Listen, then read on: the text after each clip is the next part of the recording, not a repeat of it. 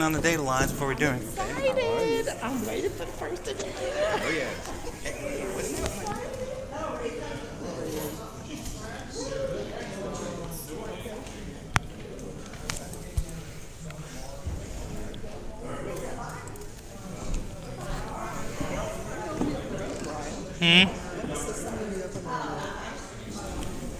That's that gentleman right there. He's doing it.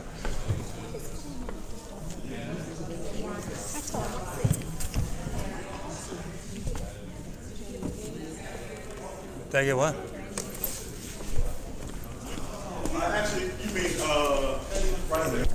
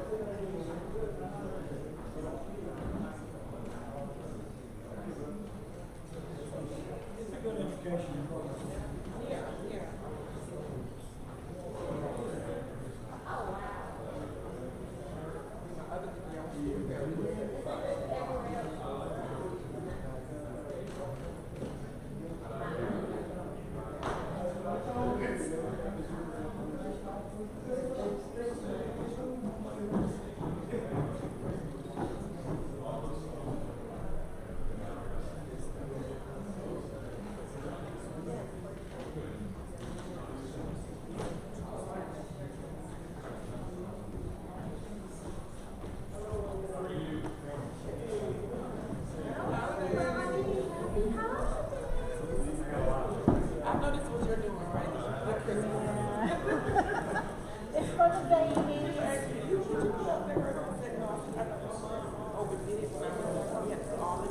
Oh yeah. Yes, yes. Oh, now we have a vendor. Oh, that Comes does in house. Yeah. When I was younger, Uh-huh. I mean, my house was the house everybody came to. Everybody, yes, My yes. dad was a fool, dog, sailors, all. Exactly. But you know, after they do the lighting of the square, normally everybody comes through, and then when they see the courthouse is decorated, they bring their kids, they take pictures. Like, it's the cheaper way than having to go buy a hat. That's right, yeah. So, we come in on the yeah, I'm not. That was a homemade t-shirt. That was my mom. Yeah. That was my mom. I'm like, She made us a little table, make sure we ate like in the yeah. restaurant. That, and let me tell you, we take pictures every holiday. You have to see I call her my Gigi because my mom is gone now. We have to set the table for at least the two main holidays. Oh, that's Miss B.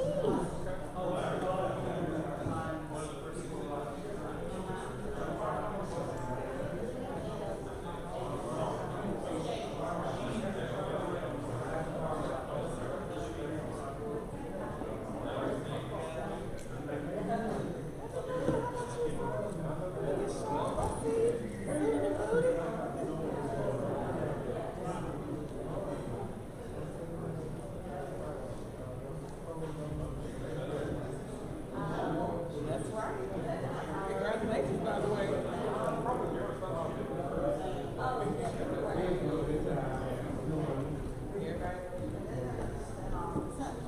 Hope Dan and Amanda use that one too. Yeah,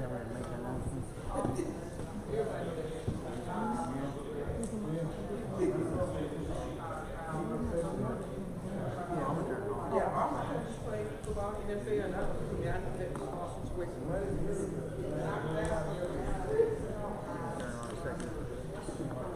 I will wait till you come out. Yeah.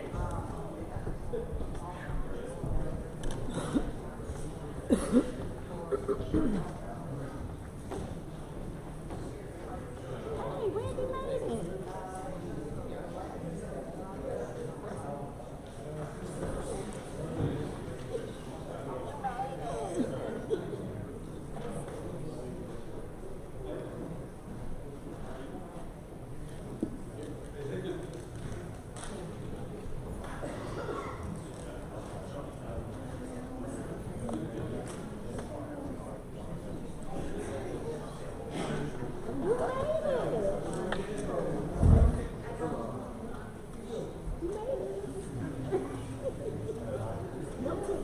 They put me on before.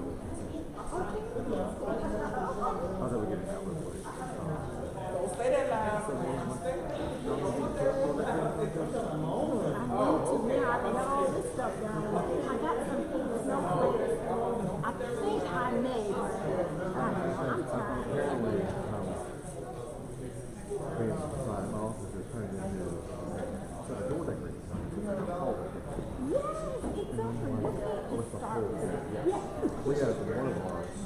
It's the, I mean, it's all of like, the whole hall, and they're like, they're different. There's like Cindy Lou Who and Grinch, and so they're different characters too. I think I'm gonna come over because I love to see the whole story. Maybe I don't know if it's done yet. I don't think it's done until. Always love to get started. So I know they're going to do it. So we'll see what they do. Don't be the Grinch. Just be a part. Just enjoy it. Lots of people are like, I mean, I'm not gonna get my own one, but let's like do it. So I'm not gonna complain about the same thing. As long as it's, tasteful. So And then just tell them when you're over, tomorrow y'all can sit down. Shut up, yeah. I think there's maybe a new cartoon, maybe some music that we play in the hall. Not loud, just not Right, quiet. right. Holiday music. Yeah. Oh, I love it. It makes you be happy when you go in. Yeah, unfortunately, music. It'll be over soon. Don't worry. Deal with me for this 1 month. It does. It does.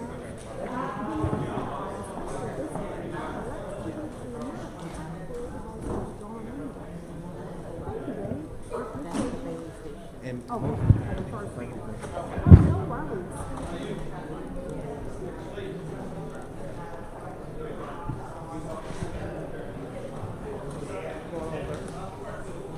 doing all right?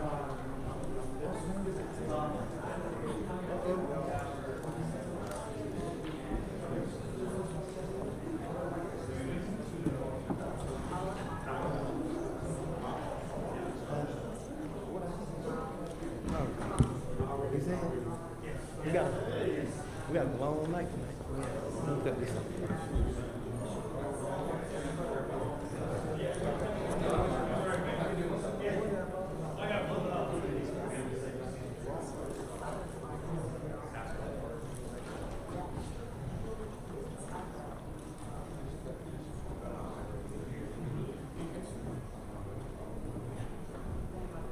Go through it.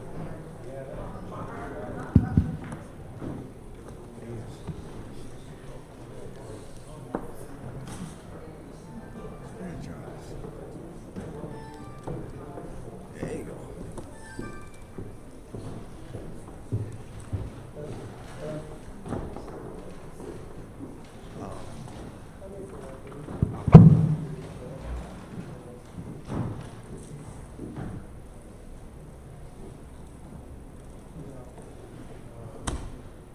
Going in the garbage.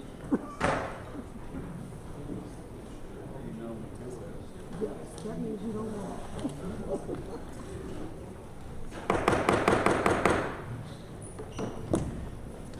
Good evening. Thank all of you for being here tonight. This is our first meeting of the month of December, the 6th, 2022. Thank all of you again for being here. The thought for the day is, A man must be big enough to admit his mistakes, smart enough to profit from them, and strong enough to correct them. That's John C. Maxwell. I'm going to go ahead and officially call this meeting to order tonight. I'm going to ask tonight if Commissioner Henderson, if you would lead us in our invocation. Commissioner Cowan, if you would lead us in our pledge tonight.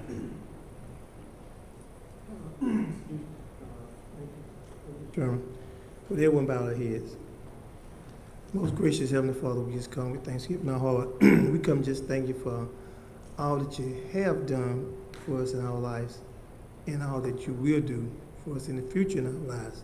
We thank you for looking down on Newton County and just asking you to shape it the way and mold it the way that you would have us to go. In Jesus' name we pray. Amen. Amen.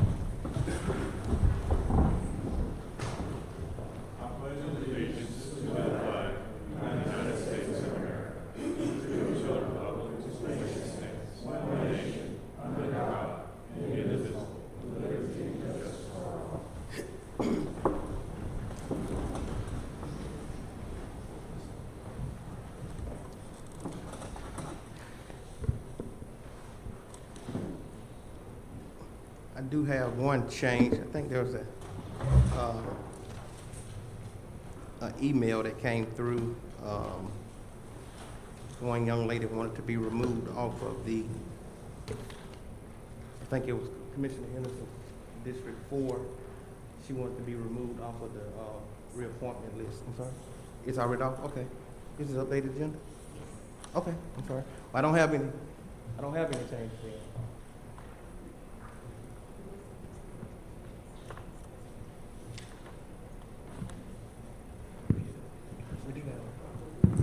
Yep. I seek a motion to approve the agenda. Second. It's been motioned by Commissioner Edwards and second by Commissioner Mason. Any discussion? All in favor? It passed 5-0. Thank you. Chairman, good evening. The first item that we have on the agenda this evening is item number 5. It's the public hearing. Notice of proposed county right-of-way abandonment, Bailey Drive and Lakeside Drive.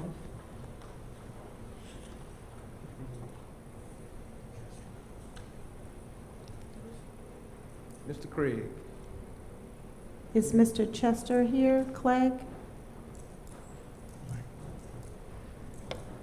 Okay. Patrick, please. Thank you.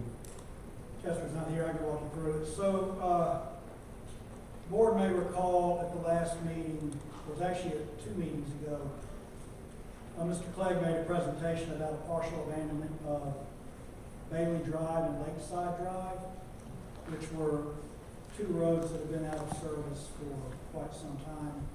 The board authorized at that time what we call the step 1 of phase 1 of the road abandonment, and it's here tonight for you to consider phase 2 of the road abandonment, which requires a public hearing for you all to actually make your vote. You've got the full size of a very large survey at your stations, and the 2 portions to be abandoned are those 2 portions kind of on the bottom, which is the bottom of Bailey Drive by the Lakeside Drive. So they're both of those little, very small rectangular sections of the portions to be abandoned. And the law requires us to open a public hearing, hear from any residents, and then after we hear the public hearing, vote on the resolution. Thank you, sir. At this time, it's 7:07. We're going to go ahead and open it up now for our public hearing. The applicant is the county. We allow 10 minutes for those that want to speak in favor. You may come at this time. Please state your name, your address for the record, please. Anyone want to speak in favor tonight? Anyone want to speak in favor tonight? Anyone want to speak in favor tonight? That portion of our public hearing is closed. We also allow 10 minutes for those that would like to oppose tonight. You may come at this time. Please state your name and your address for the record, please. Anyone would like to oppose? Anyone would like to oppose? Anyone would like to oppose? Thank you so much. That portion of our public hearing is closed. So so the next item is the resolution of the Board of Commissioners declaring those two portions of Lakeside Drive and Bailey Drive to be surplus and formally abandoned them so that they will no longer be public. And they will also authorize the disposition of those little strips of land. Thank you so much. Commissioners, I seek a motion, please.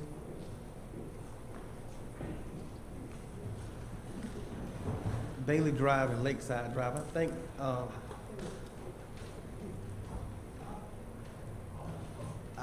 think they, if I'm not mistaken, Bailey Drive, I think is, Commissioner Henderson District, sir, if I'm not mistaken. Well, thank you. I make a motion to approve as stated by the county attorney. Thank you, sir. Can I get a second? There's been a motion by Commissioner Henderson and second by Commissioner Edwards. Any discussion? All in favor? It passes 5-0. Thank you so much. Chairman, the next item on the agenda is citizen comments for the items that are on the agenda. Thank you. This is an opportunity that we allow citizens to make comments about agenda topics only. Agenda topics only. You have 3 minutes to do so. Please state your name and your address for the record, please. Agenda topics only. You may come at this time.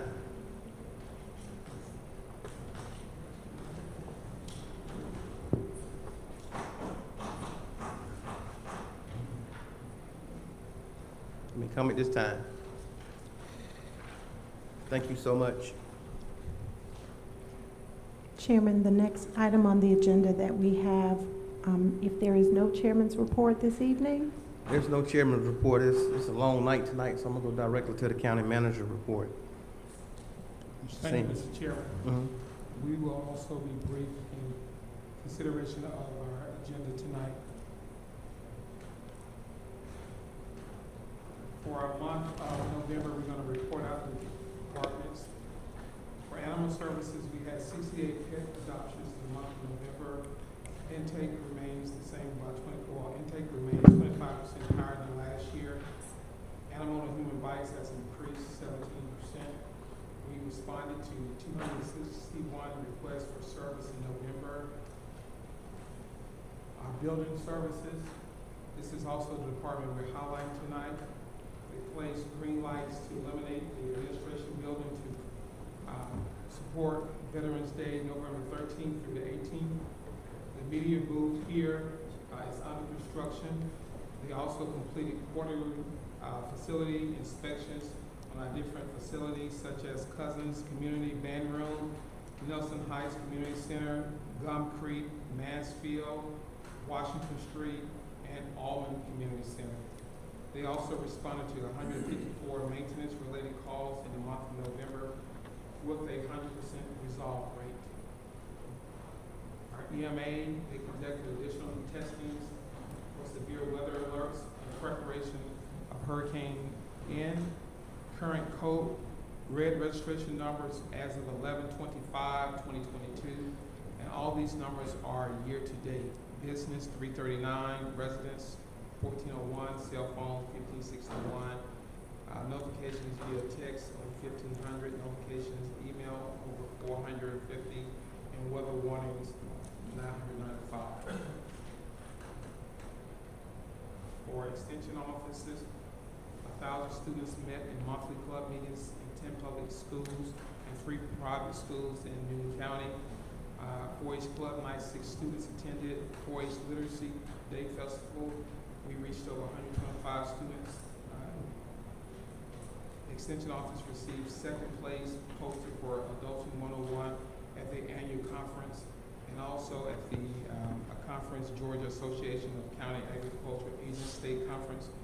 I'd like to recognize our 4-H 2002 Outstanding Award recipient, as well as 1st place for their poster.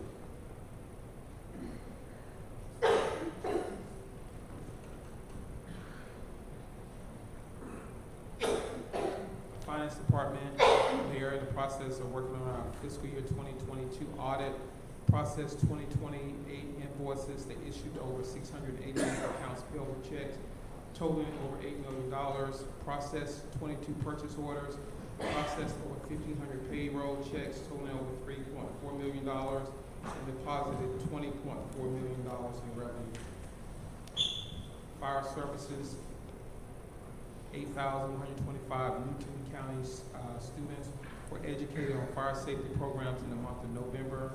They also had 9 fall festivals and local events. Approximately 3,000 citizens were educated on holiday fire safety.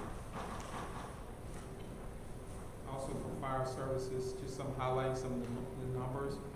For the month of November, 26 fires, 282 rescues and EMS calls, 14 hazardous conditions calls, 29 service calls, 87 good intent calls, 38 false alarms and false calls, and 1 special incident call, with a total of 100% response rate. GIS, they processed 12 map requests. They had over 8 requests for GIS data we received in this month, and they assisted with the update of our website. HR, they onboarded 13 across the various departments. They offboarded 4 employees across various departments, as well as we'd like to recognize our employees for celebrating 5 to 35 years of service. We had an awards day. It's an outstanding event for our employees, and I think that definitely deserves some applause for our employees.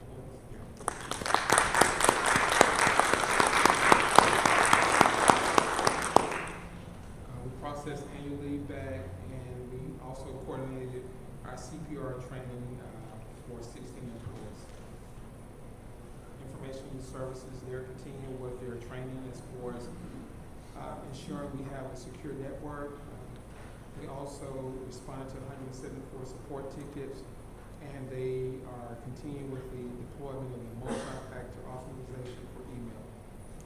They also have the 4th virtual server node to support the GIS environment. Juvenile court, 64 delinquency complaints to service 30 walk-ins and serve 5 families in our new truancy court program. They also, our judges held the first semi-annual truancy SASC stakeholders meeting. Public Defender's Office represented clients in 12 court calendar dates, assisted public defenders representing clients in jury trials and 2 trial weeks, and our Public Defender's Office welcomed 2 new employees. Parks and Recreation, basketball season started this November. We also had a fall festival. We had 100 vendors, 15 food vendors. We also, Turner Lake will have Santa Claus from December the 10th from 6 to 8 o'clock. And we had over 14,000 visit Turner Lake during the month of November. Nelson Heights Pavilion construction also started. PIO continued with their website presence, 317 website updates. Now Facebook reached over 58,000 people in the month of November, a 42% increase from October. And we also are continuing with our upgrades here in our board. Public Works, they completed SPLOS resurfacing on Channing Coke Road. They completed SPLOS patching on Channing Drive. And they also collected over 3,700 bags of trash for November. And the Sheriff's Office assisted with 559 bags of trash. Senior Services had a total of 28 new registrants, 20 new members, and 8 renewals. Also, the Senior Services will be closed December the 19th through January the 6th. The staff will work up to December 21st and will return on the 3rd. And we're also hiring for 2 positions in Senior Services, Administrative Specialist and Cook. Solid Waste, they are continuing to do good out there as far as developing safety and operational improvements. As far as the landfill sites, they all were mowed and maintained for the month of November, as well as the new tags, totaling 5,327, and replacement tags 17, a total dispense tags of 5,419, and transportation. We We have some projects actually tonight. Received bids from Jack Lee Link and Kirkland Roundabout Construction. That's here tonight. Received bids on the servicing project. That's also here tonight. And we also acquired the ROW parcels on Eastman Crowd Road, right away for Crowd Road. That concludes for our monthly report. And then also, we just wanted to briefly highlight, we mentioned in the previous meeting, we highlighted various departments with a short video. We want to show a short video on building services.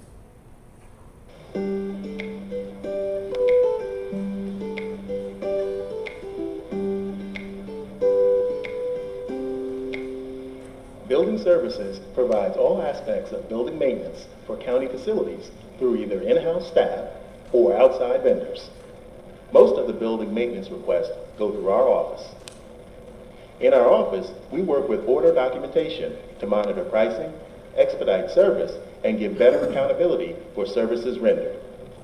In addition to facilities maintenance, our department also provides custodial services and cleaning services to many county facilities. We provide safe, clean, comfortable, and functional facilities for citizens to conduct their business. Customers of Facility Maintenance Department include Newton County staff, employees, special event functions, and people that directly support the citizens and businesses of Newton County. While we do not work with citizens directly, we support most other county departments so they can continue to provide services to our citizens. Currently, our staff is made up of 1 maintenance director, 1 maintenance supervisor, 1 maintenance tech, 4 full-time custodians, and 4 part-time custodians. We can be contacted through the county's website at the link below. We are involved behind the scenes with several community events, such as the lighting of the square, the 4th of July celebration, the Christmas parade float, ribbon cuttings, building dedications, and Family Fun Day.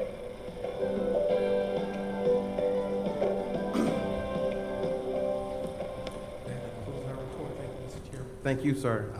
The guys are doing a really great job. We have some great employees. You know, hey, we appreciate all the hard work that they put in. Thank you so much for all that you're doing. Next on the agenda, I'm sorry, Commissioner Henderson, he has a question. Go ahead, sir. It's just brief. I know that it's being the cold months, and typically when it starts getting cold, the our fire department gives out smoke detectors to homes, and I was just hoping this year that we could kind of work with at the same time, City of Covey and all of fire department within the county, and give them all at the same time, so that, in hopes that everyone, that we can protect them, because not every year, but every other year, there'll be some people who get a fire, home catch on fire, and it kind of kills somebody. We were thinking about that, and we just don't want that to happen if any way possible. So we do know that smoke detectors save lives, and I think this would be a good time for our fire department, all working together, and we can save somebody's life. Thank you, Mr. Chairman. Commissioner Sanders. I just have a quick question in regards to the hardship tags, because I know we have some seniors that need assistance. What does that include, and what's the requirements for the hardship tag for solid waste? Anybody? They can either come downstairs and go online, or either go online and apply for it. I think there's a list downstairs, other things that they can, that would qualify them. I mean, we've been doing it, I think, for about 3 years, 4 years now. I think there's a good many of people that has already qualified, so, yeah. Anybody else? Thank you. Mr. Chairman, the next item on the agenda is number 11, our consent agenda. Thank you, ma'am. I do want to recognize, I don't think she's here tonight, but Ms. Victoria Redding. She will be the new zoning and appeals placement for District 3. I'm not sure if you're here tonight, but we want to thank you for your willingness to serve. Thank you for serving your community. And we greatly appreciate you. And if we can do anything for you, please don't hesitate to let us know. Commissioners, with that being said, I seek a motion that we approve the consent agenda, please. Second. It's been motioned by Commissioner Edwards and second by Commissioner Mason. Any discussions? All in favor? It passes 5-0. Thank you so much. Chairman Maines, the next item that we have on the agenda is item number 12. Office of the District Attorney is requesting approval for joint funding for gang and/or violent crime prosecutor. The presenter is our District Attorney, Mr. Randy McGinley. Thank you for being here tonight, sir. We are asking everyone to stand behind that podium tonight. We hope you guys are appreciating the decorations of the courthouse. I think they're wonderful tonight. Yeah.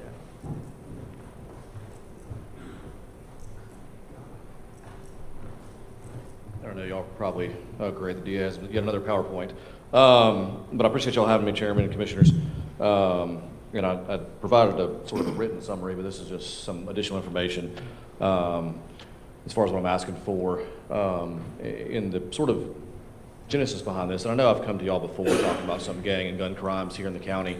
And I talked to some other DAs and some things they've done in the Coweta circuit, which is Carroll County, Troup County, Coweta, which is like Noonan and LaGrange. And I bring that up, one, because they've done what I'm sort of asking for, a little more extreme than what I'm asking for, but also because they're sort of in a unique situation, maybe 5-10 years ahead of us, because they had a lot of growth over the last 5-10 years because the Kia plant went there, which, you know, we may be having something similar to that here.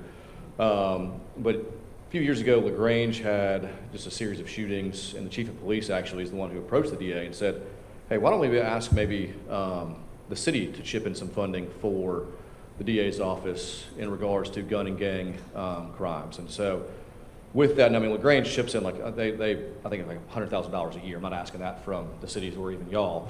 But what I'm essentially doing is asking for this $30,000, that'll be this current fiscal year, from Newton County, Walton County, Covington, and Monroe. Now Monroe will be a little bit interesting because they have a fiscal year starting January 1st, so it's a little bit different. Covington already approved. Sorry, I kind of mixed my PowerPoint between here and Newton a second here. I went to Walton already today, and they approved. Their Board of Commissioners meeting starts at 6. They already approved this as well. Covington and Walton have already approved it. Monroe has their city council meeting next week. And obviously, Covington and Walton's approval is subject to all 4 entities approving it. And the idea is to have a prosecutor that goes back and forth between Walton and Newton County, that has the ability to go between the counties to focus on gun and gang crime, especially multi-co-defendant cases. When we have cases that have, sometimes we have a shooting case up in Walton County, armed robbery shooting that has 9 co-defendants. And a 9 co-defendant case is going to take more time from our office than probably 20 individual single defendant cases. Give you some examples of some of the things. Some of y'all may have heard the news, the Atlanta or Fulton County DA, the YSL, which is a blood gang, big RICO indictment that was announced. One of those people that's actually named that indictment has already pled guilty to gang activity here in Newton County. And I know we've talked before, we've got in front of the city council in Covington, just the number of drive-by shootings, what we had and how that continues to grow.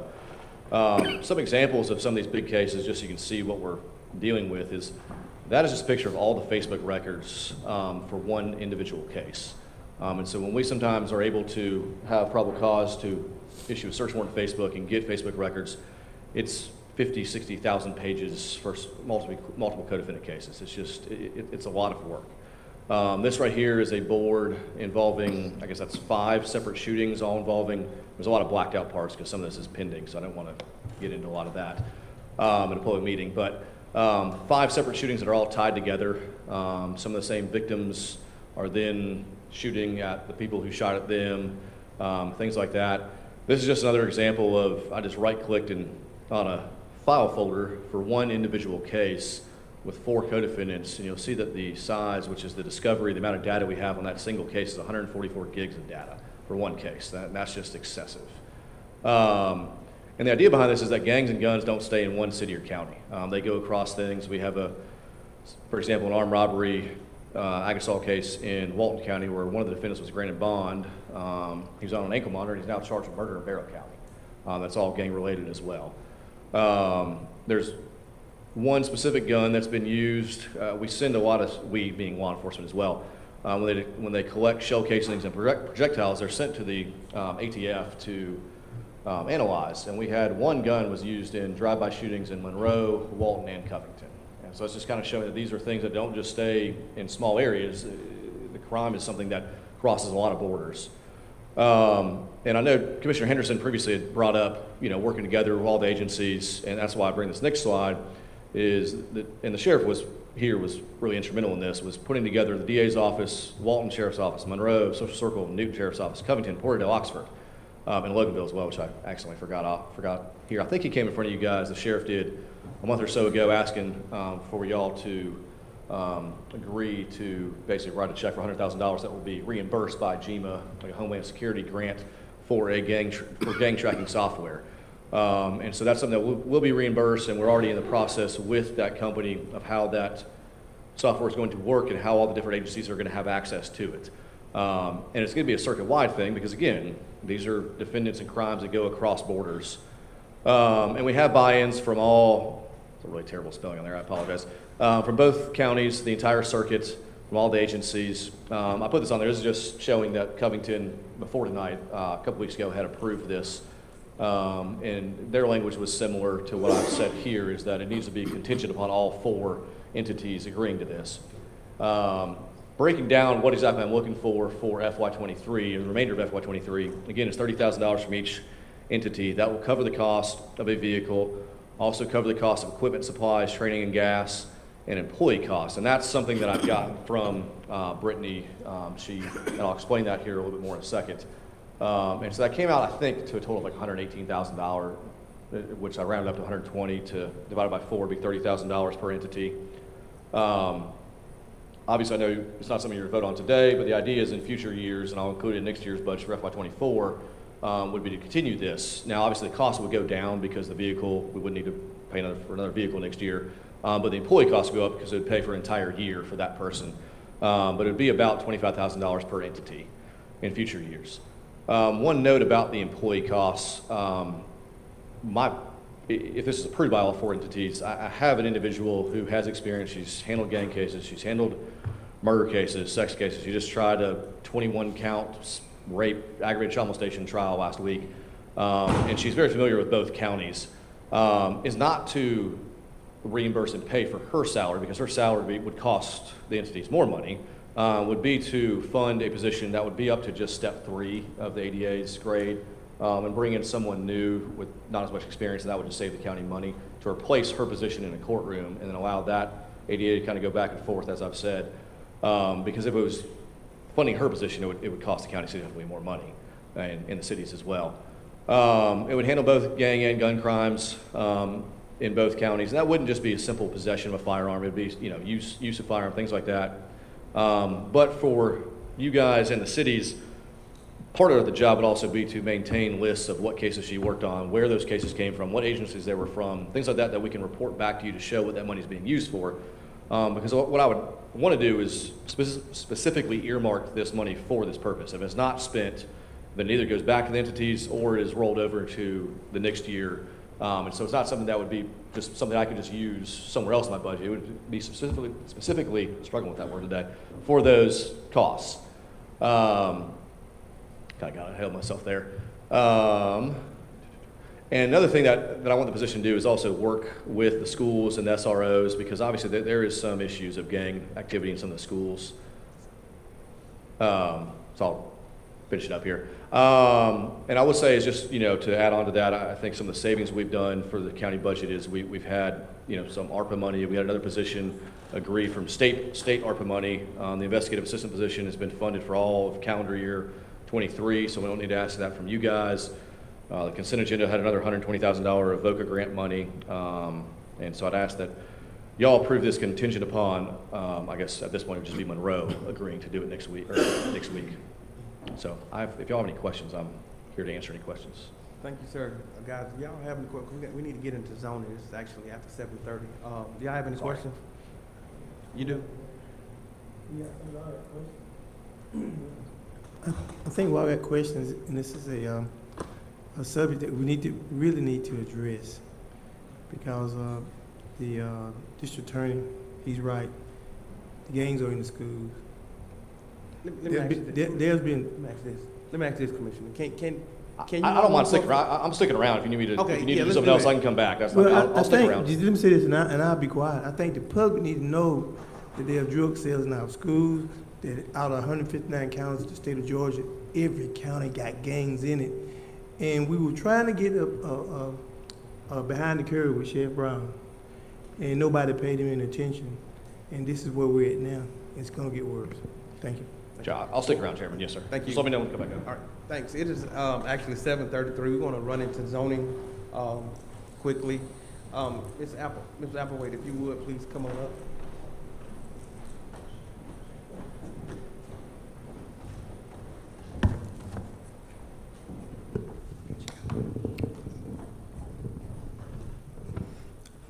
Good evening, Chairman, members of the board, thank you. Good evening.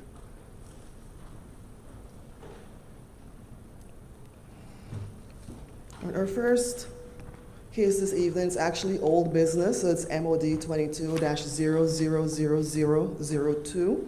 And if you remember, this was a modification request that came before the board in October, and it actually was tabled by the board so that the applicant can gather more information from the community. Today, the applicant is requesting that it be deferred until the January 17th BOC meeting. It's just to give them an opportunity to meet with citizens and get information requested by the board. Thank you. Commissioner, can you make that motion, please? Commissioner Henderson? Yes, I will definitely make that motion. This is zoning that I think, the particular meeting I was somewhat chairing, the chairman had, I think your daughter was sick or something similar. I just don't remember the entire circumstances. And what the commissioner, there's two commissioners, DeMond and Commissioner Sanders, there's three commissioners, what we all agreed upon was to have a meeting where the citizens could come out and kind of voice their concerns, if I'm telling the truth. And so this would be the meeting that we would set up. I don't know what I'm asking Patrick is, can all three of us be there, or does it just need to be two?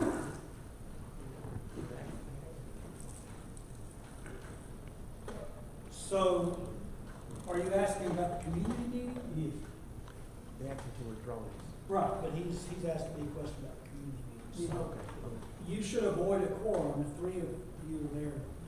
Correct quorums. So I think either Commissioner Sanders, Commissioner Mason, either one should maybe not come, whichever one y'all choose, so we can have that meeting with all three of the districts, or with anybody who may be concerned.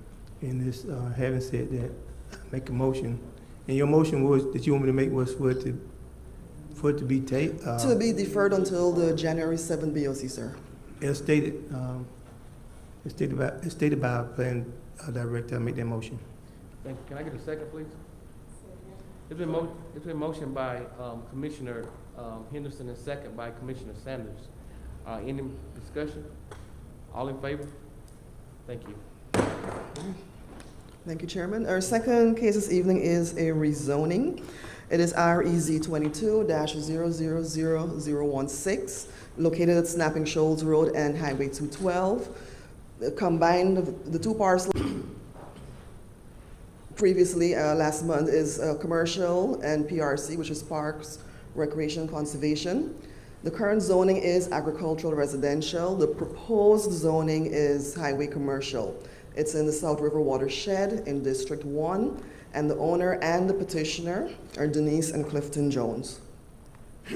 Just a brief history. The Planning Commission on September 27th, they recommended approval of the FLUME, which is the Future Land Use Map Amendment, to change it over to commercial and PRC by a vote of 3-0. On 10/18, the Board of Commissioners approved the FLUME to go to commercial PRC, and on 11/29, the Planning Commission recommended approval of this rezoning to highway commercial by a vote of 4-0. And again, the applicant's intent is to rezone both parcels to highway commercial for a proposed commercial use. And the subject site, one tract is 1.8 acres, and the other is 2.11 acres, totaling 10.8 acres. It's located at Highway 212 and Snapping Shoals Road, currently zoned agricultural residential. Conclusion to findings, provided staff's recommended conditions are incorporated into the development of the site, the proposed zone change request to highway commercial is consistent with the policies and intent of the comprehensive plan and with zonings in the area. Recommended conditions. Should this petition be recommended for approval, it should be approved highway commercial, conditional subject to the owner's agreement to the following enumerated conditions. Where these conditions conflict with the stipulations and offerings contained in the letter of intent, these conditions shall supersede unless specifically stipulated by the Board of Commissioners. 1, the owner's agreement to abide by the following. A minor plat must be approved by Development Services to combine the two lots. B, a 75-foot buffer must be maintained along the southern and eastern boundary lines that are adjacent to AR zoning. And that would be parcels 19-10 and 32-6.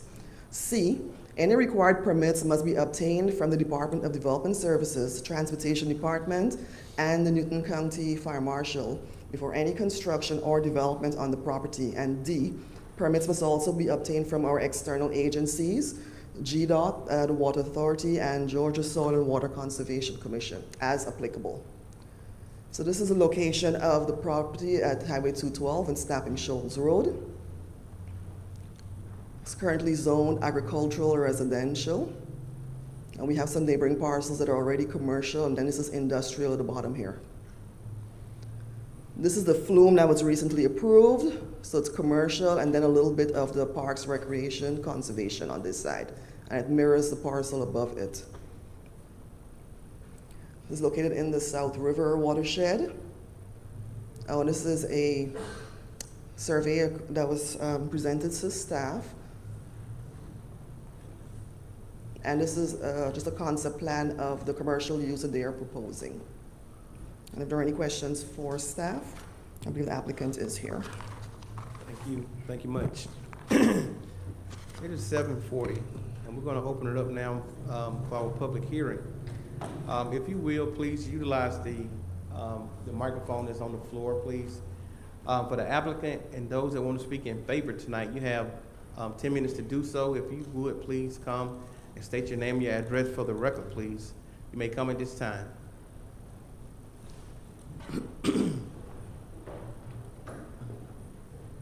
If you would, please, sir. Sir, if you would, please utilize. I was just exiting. Oh, okay. Oh, wow. All right. I thought you were about to come around. Thank you, sir. Great, appreciate you. No, I'm trying to get it, you put it right. Good evening. Thank you guys for being here. Yes, thank you. Good evening, members of the board. My name is Clifton Jones. I have with me the lovely Denise Jones. We reside at 2727 Old Salem Road in Conyers. And I also have with us our project manager, Shane Seeley. And I reside at 336 Person Street, Monticello, Georgia. And Miss Denise will be presenting tonight. Thank you. Thank you, Clifton.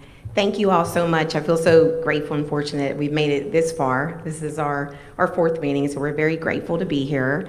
I would be amiss to not thank Shayna and her team and just all of you for, this has been a long process, but hopefully it's all going to be worth it. So we're very excited about this project. This particular intersection, if you're familiar with it, it is right at Highway 81 and 212. There are no eateries, sit-down restaurants, or anything that anybody can get a sit-down meal, if you would, within 7.2 miles of that particular intersection. So there's nothing there at all. I think the closest place would be going back up to Conyers. Also, this particular intersection is already, as Shayna has already mentioned, surrounded by commercial and industrial property. There are 2 gas stations and a very high volume Dollar General that sit right there on the corner. The third piece of this is there's traffic that is going to be fed into revenue for Newton County as the traffic that comes through there comes through Jasper, Rockdale, Newton, and Henry County. So a very highly traveled area. I'm a bit of a, shouldn't probably use the word stalker, but I'm down there almost every day, really looking at the area and just making sure that we are looking at everything. This has been about a 10-month project that we've looked at. We've been investors for quite a long time. We're very passionate about it. And it is just, we looked at what do the demographics look like there. So we're looking at putting some type of brand there, an eatery that is, it's highly regarded. So if you would, something maybe like, maybe a Waffle House, maybe something else that would be affordable.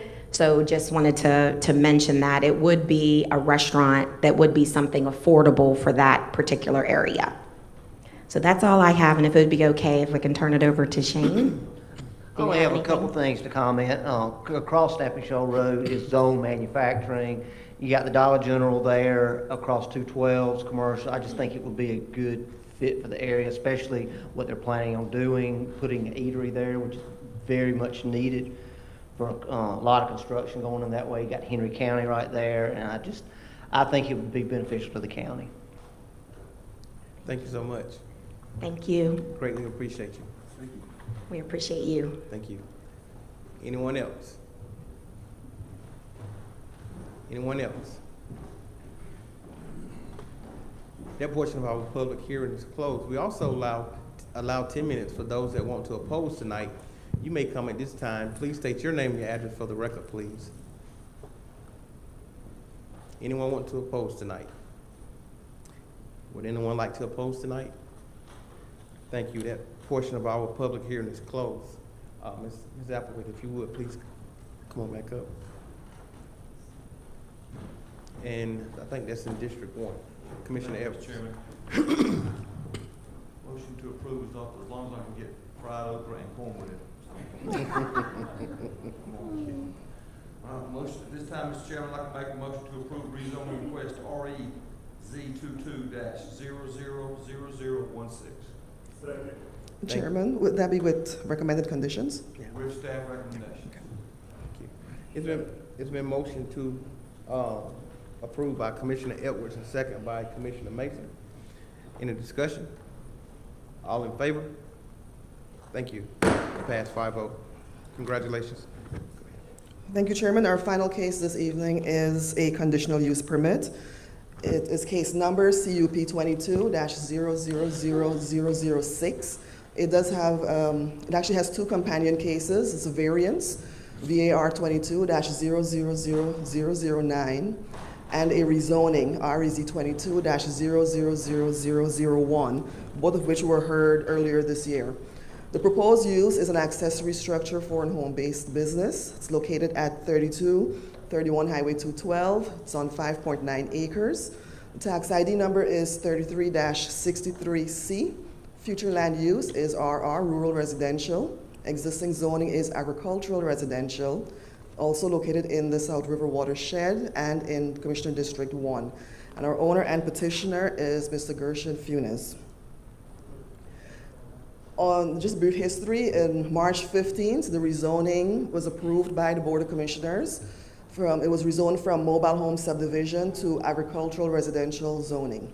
And August 25th, the variance was heard by the Board of Zoning Appeals, and they approved the variance request to place the accessory structure for the home-based business in the front yard, and also to allow the structure to be no bigger than 1,800 square feet. An applicant's intent is to place a structure for his business in the front yard. And the subject site, as we said, is the 5.9 acres, located off of Highway 212 and currently zoned AR, and there is a single-family residence on it. This is a section that relates to home occupation. It is in your staff reports, so I won't read through it unless there are any questions on it. So it's about 2 pages. It goes all the way up to section P. And conclusions, the applicant does have challenges due to the shape of the property and the location of the home when it was built more than 20 years ago, and it's all in the rear of the yard. The lot is long and narrow. The applicant was approved to rezone the property to AR. He was also approved to have a variance to allow the accessory structure for this business to be in the front yard, as well as to have it exceed 1,000 square feet for his pool business. And staff recommends approval of the conditional use request to use the accessory structure for the home occupation or the home-based business with staff recommended conditions. And the recommended conditions: should the petition be approved by the Board of Commissioners, it should be approved for a conditional use permit for the home-based occupation subject to the owner's agreement to the following enumerated conditions. Where these conditions conflict with the stipulations and offerings contained in the letter of intent, these conditions shall supersede unless specifically stipulated by the Board of Commissioners. 1, to the owner's agreement to abide by the following development standards. A, prior to any construction of the structure, the applicant must apply for and get approval for all required permits from Development Services, and this must include a detailed site plan of the project. B, the structure shall be no larger than 1,800 square feet. C, there shall be no customer contact on the property. The structure is for administrative and storage purposes. D, building plans submitted should include elevations of all sides in order to ensure the accessory structure meets architectural requirements. And E, the applicant shall adhere to all other requirements for Section 510-310, which covers the home occupation. And this is an aerial view of the parcel. So currently the house is located all the way down here. And I'm going to show you later on, he's proposing to put the structure in front. Currently zoned agricultural residential, rural residential Flume, South River, Commissioner District 1, and this is the proposed concept plan. So we've got the home here, and this is the proposed location of the accessory structure for the home-based business. And this is a rendering or concept that the applicant has provided. And if there are any questions for staff. Thank you. We're going to go ahead and open it up for the public hearing. Okay. This is approximately 7:50 right now. We're going to go ahead and open it up for our public hearing. The applicant and those that want to speak in favor tonight, you have 10 minutes to do so. If you would, please state your name, your address for the record, please. You may come at this time. Good evening, Board. Appreciate the time and the effort you guys are putting on in our county. And I'm here to present our permit that we're trying to get for our business. We've been in Newton County for 20 years, and we decided that we couldn't find any more space, and I figured our acreage there that we have would be a good use for that purpose of our having a building and having our things outside of the weather and exposed to the elements and to the eye of everybody. And that's the reason and the purpose of doing this application. Thank you. Thank you, sir. Yeah, could you state your name again, please? My name is Gerson Funes, and I'm at 3231 Highway 212. Thank you so much. Would anyone else would like to speak in favor tonight? Anyone else would like to speak in favor tonight?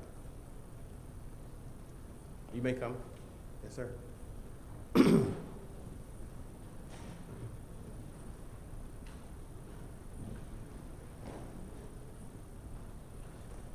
Hi, Clifton Jones, 2727 Old Salem Road, Conyers. I just want to speak in favor for this gentleman. We spoke at the last meeting, and we talked about his idea, and I just want to support him. I think it'd be a great idea for him and his family to be able to store their equipment in this building. Thank you, sir. Yes, sir. Anyone else would like to speak in favor? Thank you. That portion of our public hearing is closed. Thank you, sir. We also allow 10 minutes for those that would like to oppose tonight. You may come at this time. Please state your name and your address for the record, please. Would anyone like to oppose? Would anyone like to oppose? Thank you. That portion of our public hearing is closed. Ms. Applewhite, if you would, please.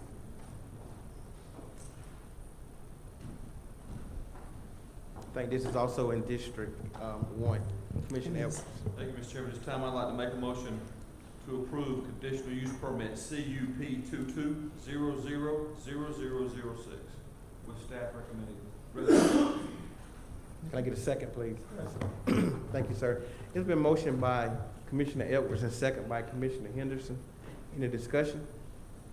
All in favor? It passes 5-0. Thank you, Chairman. Thank you.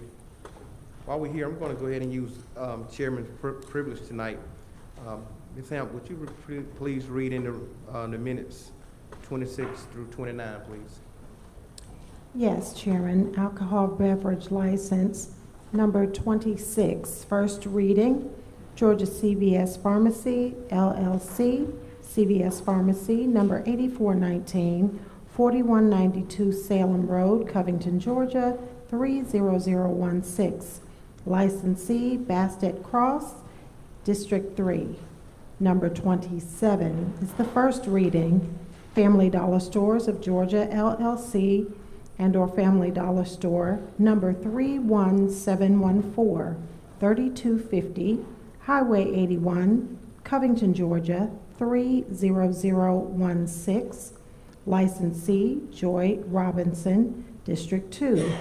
Number 28, first reading, Georgia CVS Pharmacy, LLC, and/or CVS Pharmacy, number 1359, 5384, Highway 20, Covington, Georgia, 30016. Licensee, Misty Kite, District 2. Number 29, first reading, Walmart Stores East, number 4558, 4200 Salem Road. Licensee, Danielle Fournay, District 2. Thank you so much. Those are the first readings. We're going to revert back now to item number 12. Mr. McGinley, if you would, please come on back up. I think Commissioner Sanders had a question. Remember my question? I was looking at the numbers, and I agree with Commissioner Henderson that this is very much needed in the protection for our youth in our school system and also in our residents in the county. But I just had a question with the figures. If all the municipalities don't agree, or if one happens to step out later on in the years, how would it be funded? So that would be my question. In the future, that'd be a hard question to answer. I would hope, especially with the municipalities, because this is really something new for them. But you know, I'm Covington passed it unanimously, and I had the chief of police was on board with it, and the chief of police in Monroe's on board with it. Obviously, I haven't been there yet, so I don't know what the council would say to that. I would say I would push hard to have all four entities always continue to say yes to this. I think it's a needed thing. I think, as Commissioner Henderson said, I think being involved in the schools is a good thing too. And one of the things I'll add to that is the times that we've had we've worked with the feds and things to have some bigger gang investigations. One of the issues that I have seen is we arrest maybe 10 gang members, including some of the leadership, and you have then a vacuum. And if you don't have something to try to deal with that vacuum, there ends up being a lot of violence that tries to fill that vacuum. And so that's why I think being involved in the schools is an important thing. The funding, you're right. I mean, it is contingent, and I think that's the best way to ask all four entities to say it's contingent on each entity doing it. If one all of a sudden backs out, I'd probably come in front of each of the other entities and say, hey, I think this is a good idea. I'd ask you to continue funding it and split it 3 ways instead of 4. But I think as I get, 3 entities on board, it's a little bit easier to go to the 4th one at that point. And I've had some questions before about some other, there's some small cities like Porterdale, Oxford, there's just not the crime there to ask them to do it. Loganville was one that was brought up to me. We don't have, you may read about some crime in Loganville. Loganville is one of those weird cities where it's in Gwinnett and Walton. Most of the violent crimes on the Gwinnett side, knock on wood.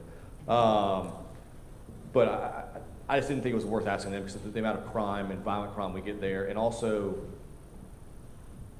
Walton, Newton, Monroe, and Covington, a lot of the gang gun activity is done by individuals that reside there as well. Loganville seems to be some people coming in from Lawrenceville and Gwinnett and that's why I did not include them in this request. But if that changes, obviously, and some other cities grow, I would do that. Thank you much. Any more questions, guys? Commissioner Henderson.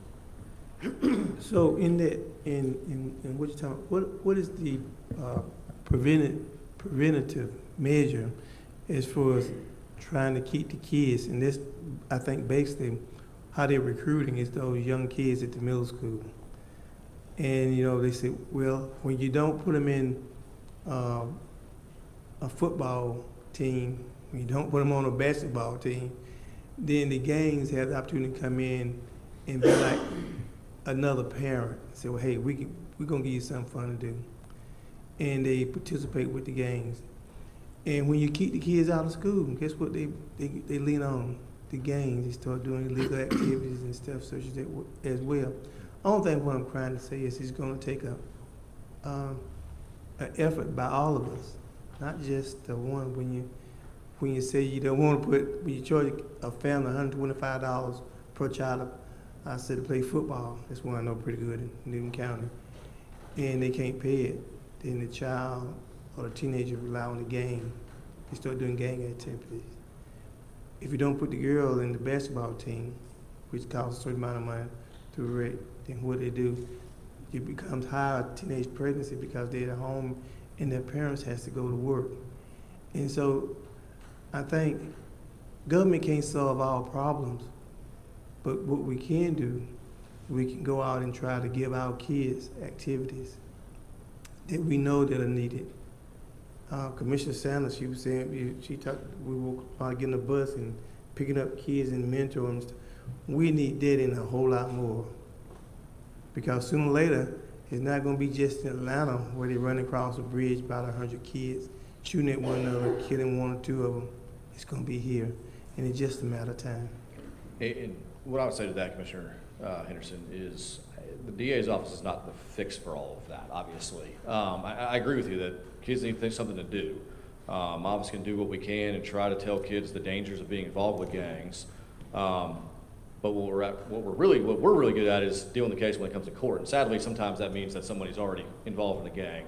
And then often, I mean, it is the defendant, but also the victim at times too. And I know Commissioner Mason was sat for a jury trial in a real awful violent case a couple years ago. I know Commissioner Sanders, apparently I need to talk to you about DUI law at some point as well, because I know you came for jury selection a couple weeks ago as well. But you're right, I mean, it's more than just the DA's office, but this is just what my office can do to try to address that.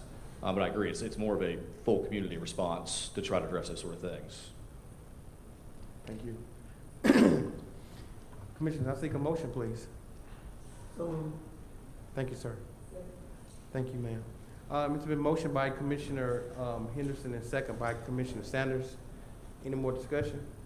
All in favor? It passes 5-0. Thank you. Thank you, Commissioners. Thank you, Chairman. Chairman, the next item on the agenda is our presenter, Mr. Tim Lawrence and Scott Tarakin. Number 13, GIS Purchasing is requesting approval of Jack Berry and Associates contract for countywide imagery. Good evening. Thank you, Tony. Good evening, Commissioners, Chairman. Yes, the GIS Department seeks your approval of a professional services agreement with Jack Berry and Associates. They are an aerial services firm out of Peachtree City. Back in September, Purchasing released an RFQ to solicit quotations on a flyover of our county this winter. 8 firms quoted prices, 2 are within budget. Jack Berry and Associates were the lowest bidder. We checked 3 references, all were good. And with that, we recommend them. A little bit more about it. Price is about $40,210. We have some cost shares coming from the City of Covington's Engineering Department for 1/3 and the Newton County Water and Sewage for 1/3. Our last imagery flyover was in 2020, so the images that Shana showed you a little while ago were almost 3 years old. Generally, we fly the county every 3 to 5 years. Ideally, I'd like to get that down to every other year. The cost has kind of remained about $40,000 the last few times that we have flown. But the price has actually come down in time because the quality of the imagery is going to get better. And hopefully the turnaround will be quick too. We hope to have these images in springtime. And legal has reviewed the contract. Thank you.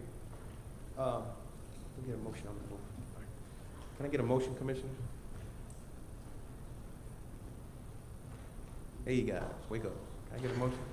I'll make a motion to approve the bid from Jack Berry and Associates contract with countywide imagery. Second. Thank you. It's been motioned by Commissioner Cowell and second by Commissioner Henderson. In discussion, Commissioner Sanders. I just have a quick question. I see that we're using a consulting firm to do this. Is it cost effective to maybe have these materials for you to be able to utilize, or is it cheaper just to have a consultant just do this periodically? Oh, well, they have their own airplanes and equipment. They have to use their equipment. I'm thinking drones. I'm sorry. I'm thinking. Well, we have looked into drones. Okay. Drones, and I'm not an expert, it can only fly, let's say, 100 acres. And we need to fly 280, over 300 square miles. Gotcha. So it's much more cost effective to fly. They'll be using like a Cessna airplane. I don't know how many passes they make. They fly at 5,000 feet. If we wanted 6-inch resolution, which is what we normally buy, but they'll be flying about 2,500 feet to get 3-inch resolution. Gotcha. But it's much more cost effective to fly with a plane over the whole county versus a drone. Okay. Thank you. Any more discussion? All in favor? It passes 5-0. Thank you so much. Thank you, Board. Thank you. Mr. Chairman, the next item on the agenda is item number 14. Our presenter is Amanda Shoemaker. Our Human Resources Director, Joe Dan Thompson with ACCG Human Resources and Risk Management, is requesting BOC approval of the ACCG 2023 Workers' Compensation Insurance Policy Renewal in the amount of $207,187. Yes. Good evening. Good evening. Chairman and Board of Commissioners. I'm Amanda Shoemaker. I'm going to turn it over to our ACCG representative, Mr. Thompson, so that he can tell you all the great things we're doing with our workers' comp program. Thanks, Amanda. Good evening, Chairman, Commissioners. Good evening. As Amanda Welcome. said, my name is Joe Dan Thompson, and I serve as the Marketing and Field Services Representative for the ACCG Insurance Programs. I appreciate the invitation tonight to present the 2023 Workers' Compensation Renewal to the county. This renewal would go into effect on January 1 of 2023. It would provide coverage for all your county employees as well as elected county officers. The renewal is based on the following criteria: the 2023 estimated payroll for the county, your claims history for 2019 through 2021. The county did receive a premium credit dividend of $1,811, and due to the county's commitment to risk management and safety and the work that Amanda and Pamela Maxwell and their team has done, the county did meet all of the requirements for the safety discount, which saved the county $16,946. So the 2023 renewal premium for workers' compensation coverage, as stated before, $207,187. Thank you. Y'all are doing an excellent job. Thank y'all so much.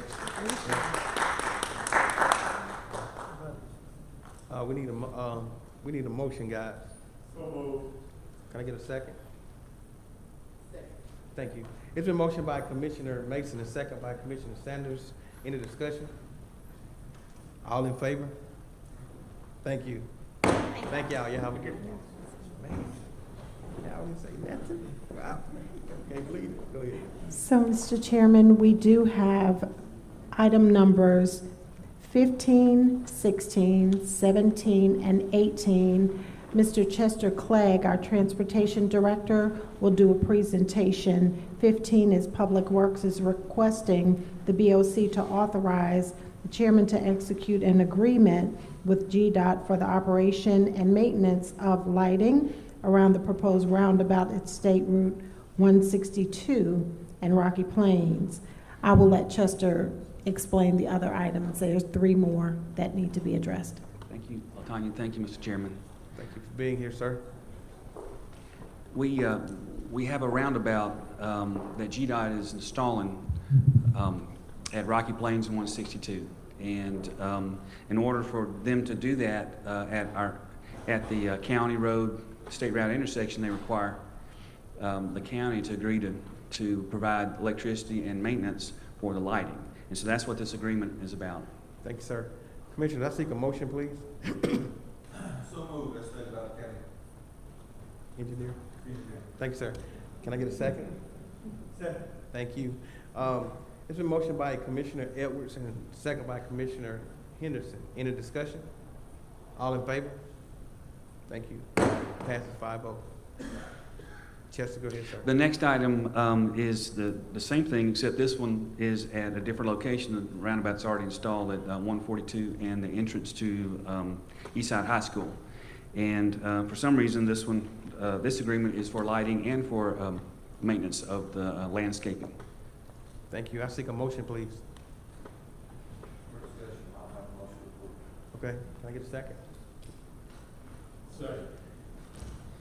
It's been motioned by Commissioner Edwards and second by Commissioner Mason. Any discussion? Commissioner Edwards. Thank you, Mr. Chairman. So, Chester, didn't the school system pay for that roundabout? Yes, sir, they did. They designed and paid for that roundabout. So, They did. are they gonna partner with us on maintaining that roundabout at all, or is there any discussion on that? Well, we could have a sub-agreement with the school if the board chose to do that, but GDOT, since it, they hold the county responsible for all the roundabouts actually in the county. So that's something we could talk about. Yeah. It's counter road. It's counter roundabout. It's counter roundabout. Yeah. Yeah. Thank you. Any more discussion? All in favor? Thank you. 5-0. Jefferson. Mr. Chairman, the next item is the 2022 road resurfacing project, and the county received sealed bids on the project November 29th. We received 2 bids, one from Pittman Construction and one from Summit Contractors. Pittman Construction was low, and the low bid at approximately $2.9 million, and the project will be funded by 2017 SPLOST 100%. And I include the contract with the agenda request, and I'm just requesting that the board approve this project. Now, the project includes a list of roads, including Cowan Road, Mills Drive West, Mills Drive East, Elks Club Road, Bethany Road, and Magnet Road. Thank you. I seek a motion, please.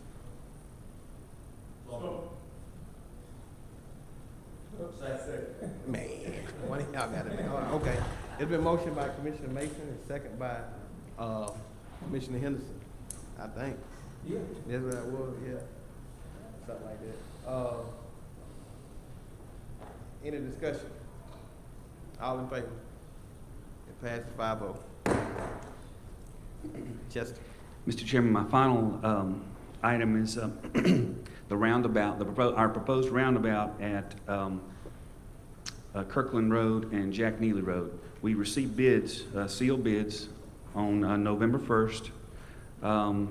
We have 5 companies, good companies, that bid on it. They were fairly tight bids, and the low bid was $3.248 million. So that was from Summit Construction and Development. We have not used them before, but I've done some checking on them, and I've gotten some good references, and they're a reputable company. It's funded. This one also is funded by 2017 SPLOST. But we're expecting it to take 12 months for construction, and I'm asking that the board approve the contract with Summit Construction and Development, LLC, for a total of $3,248,196.83. Thank you. I know this one is in District 3. No, go ahead. So moved by the county engineer. Can I get a second? Second. There's been motion by Commissioner Sanders and second by Commissioner Henderson. Any discussion? Commissioner Sanders. Chester, is there going to be a plan on the traffic once they start this? Because that would be the question of a lot of the residents that live in that area. So where is going to be detoured to? So the traffic is pretty horrendous at certain times because of the school letting in and out. We went to great lengths to not close the intersection. So we have some, what they call on-site detours, which are basically, we're going to shift some lanes over and build some roadways so that they can bypass the construction. Thank you. All in favor? It passes 5-0. Thank you so much. Mr. Chairman, can I ask Chester a question while he's still here? About this? No, it's another road project. I just want to see where we are with it. Can we do it after this? Chester, you gonna be here? Yeah. Okay. We got you. All right. All right. Number 9. Chairman, we have the next item on the agenda. It is number 19. It's going to be presented by Ms. Kennedy Shannon with iParametrics. Number 19 is the update on ARPA, American Rescue Plan Act programs, Youth Commission, rental and homeowner assistance, utility assistance, and COVID nonprofit assistance. Thank you for being here tonight. Good evening, commissioners. How are you? Great. Great. So I'm here to give you guys an update. So as it stands, we are poised to release the application for the emergency rental assistance, which will include mortgage assistance and utility assistance. We have a target date of December 16th for that application to go live. We will be sending out social media posts that we've created so that you can put on your social media, along with some information sheets. In addition to the application being available online, individuals will also be able to use their cell phones to do the application. They'll be able to snap pictures of the required documentation and upload it to the system. And then for those that don't have cell phones or internet service, we've also partnered with 2 computer labs here where they will have hours available throughout the week so residents can go and apply using computers that the county owns, and we will be available to provide any technical assistance to individual applicants in that particular regard. How the system works is when you go into the system, there are 3 potential registrations. You can register as a renter, you can register as a landlord, or you can register as a mortgagee. As a mortgagee, that's the easier route. That's pretty much you saying that you're behind in your mortgage. You would have to upload documentation of a past due mortgage statement. We would review that along with your financial information. And once approved, that payment would be made directly to the mortgage company. How it works for tenants and landlords, each of them have to do a separate registration. If the tenant registers first, they can send a link to their landlord to invite them to complete the secondary part, or vice versa. Once both registrations have taken place, it merges the files together. The landlords will be responsible to upload proof of ownership like a deed, the lease, the ledger. The tenant will then be responsible for uploading household income information, you know, if they get Social Security or if they get food assistance. And then once that's confirmed on both sides, then a payment will be made directly to the landlord.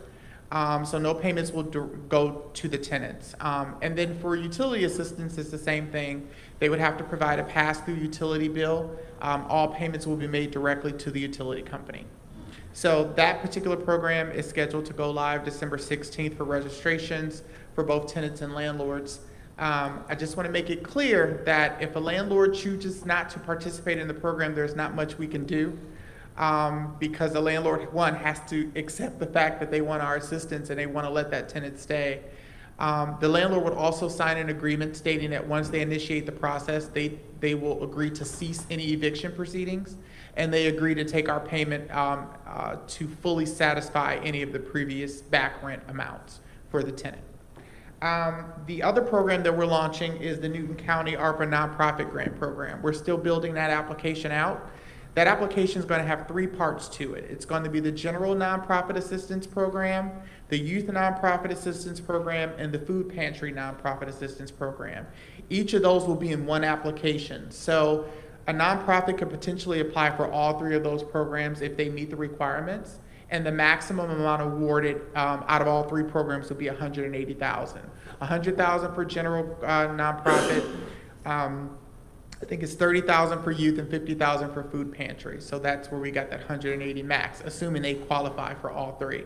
That application will also be an online application. It will require the nonprofit to provide proof of their nonprofit status. They will have to be current in all their 990 filings with the IRS, all the great stuff that the federal government requires, and they will have to submit information about how they're going to use the funding according to the grants that you guys have approved last time. So those are the ones that we are launching first. We have a plan after those programs wrap up and those applications close to then launch the low-income senior home repair and the small business assistance program, which will probably come around March.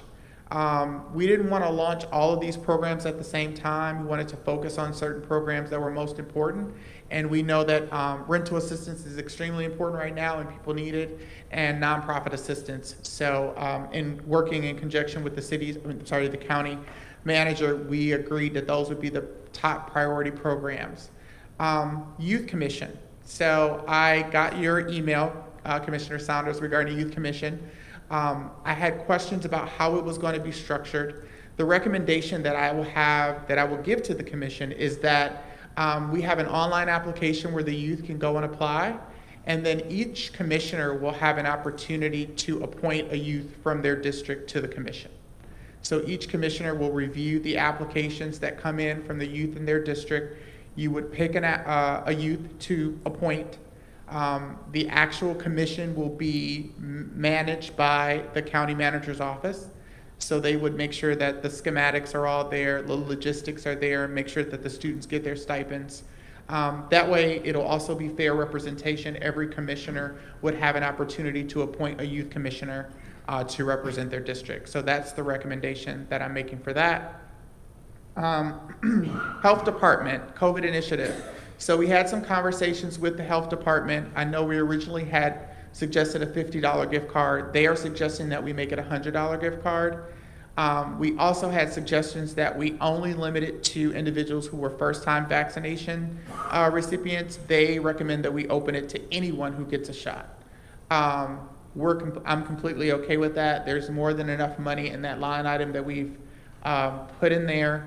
The thing is, logistically, how are we going to do it? So the health department has mentioned that they don't have a lot of staff, because we would have to have someone available at the health department where someone could come in with proof of their vaccination. Someone from the health department would have to take a copy of their ID, copy of the vaccination card showing that they were just vaccinated, and have them sign a form stating that they got their $100 gift card. So we need staff to do that. So we're still working logistically on who would be the best person or office to handle that. But the health department has stressed that they don't necessarily have the staff capacity to do that on an ongoing basis. So we're still working through that component. And then there's also still some logistics that need to take place regarding the community mental health and the partnership with the police department. So those are the updates for the programs that we've discussed or that you guys have approved to date. I do know that we wanted to make a recommendation regarding homeless services, Jarvis. Yes, that's correct, regarding the funding source. We have another item tonight that we're going to present before the board, and we just wanted to utilize some ARPA funding to address the homeless, and you indicated that would be an eligible funding source. So any homeless services that you wanted to do would be ARPA eligible. I know we did not address that in our recommendations. I know that was something that we wanted to come back to. I also know it's really important right now, especially with warming centers, and it's really cold outside, and so being able to use those resources to help those organizations that are helping the homeless. If you need our assistance with helping to craft that or doing the agreement for that, we are here to help. I'm not sure if you guys had an organization in mind already. We do, and it's actually the warming shelters. Perfect. Okay, awesome. But I'm gonna ask if you would send this information in the email, because Yes. the commissioners are trying their best to keep up right now, what you're saying. Yes, I'm gonna send you all an updated email. You also will all get the link when the applications go live so that you can blast it out to your constituents to make them aware that the rental mortgage and utility assistance program has gone live. We have a target date of January 1st for the nonprofit assistance program, so we're still building out that application. And once that goes live, of course, we will send out social media posts, marketing materials, and information to each of you so that you can share it with your constituents and they can go on and start applying. And we want to make sure that we get that information from you, because we want to make sure everybody sends out the same thing, make sure it's uniform. Absolutely. Yeah, okay. Yes. But we do got a couple of questions. I forgot who first. Go ahead. My question is with the nonprofit. You said Yes. that the maximum per nonprofit is 180,000. That's assuming they apply for all three. So a nonprofit can go in and just apply for the general nonprofit assistance grant.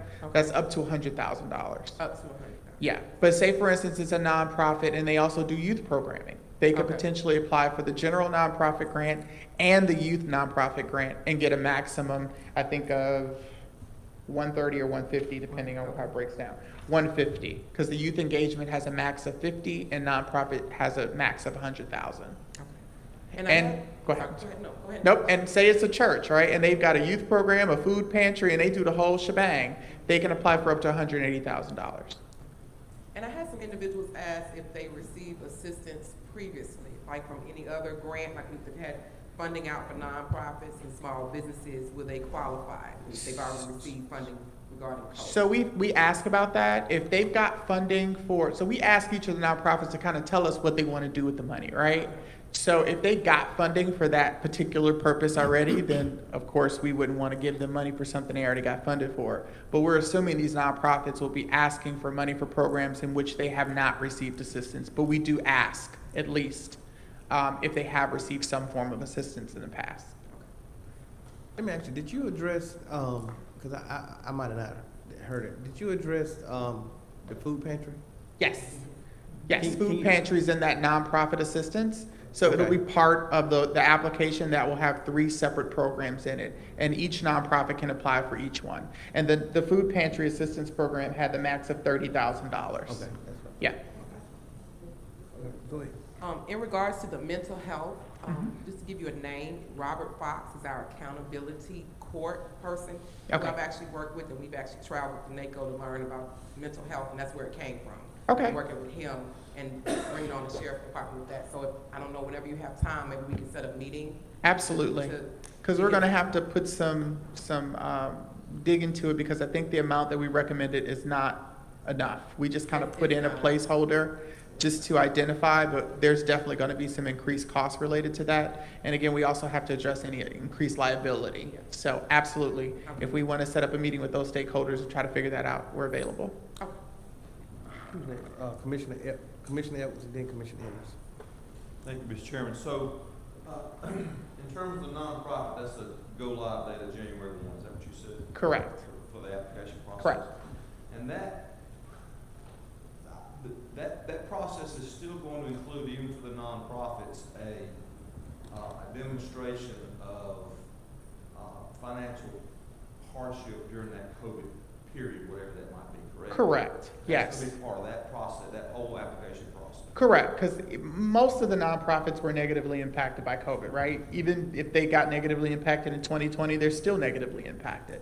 So we just want to know what that negative impact from COVID was. A lot of nonprofits were not able to raise the same amount of money that they were prior to COVID. And so we do ask about how their organization has been negatively affected by COVID, how their food pantry program has been negatively affected, and how their youth programs have been negatively affected. Thank you. Yes. Thank you. Anyone?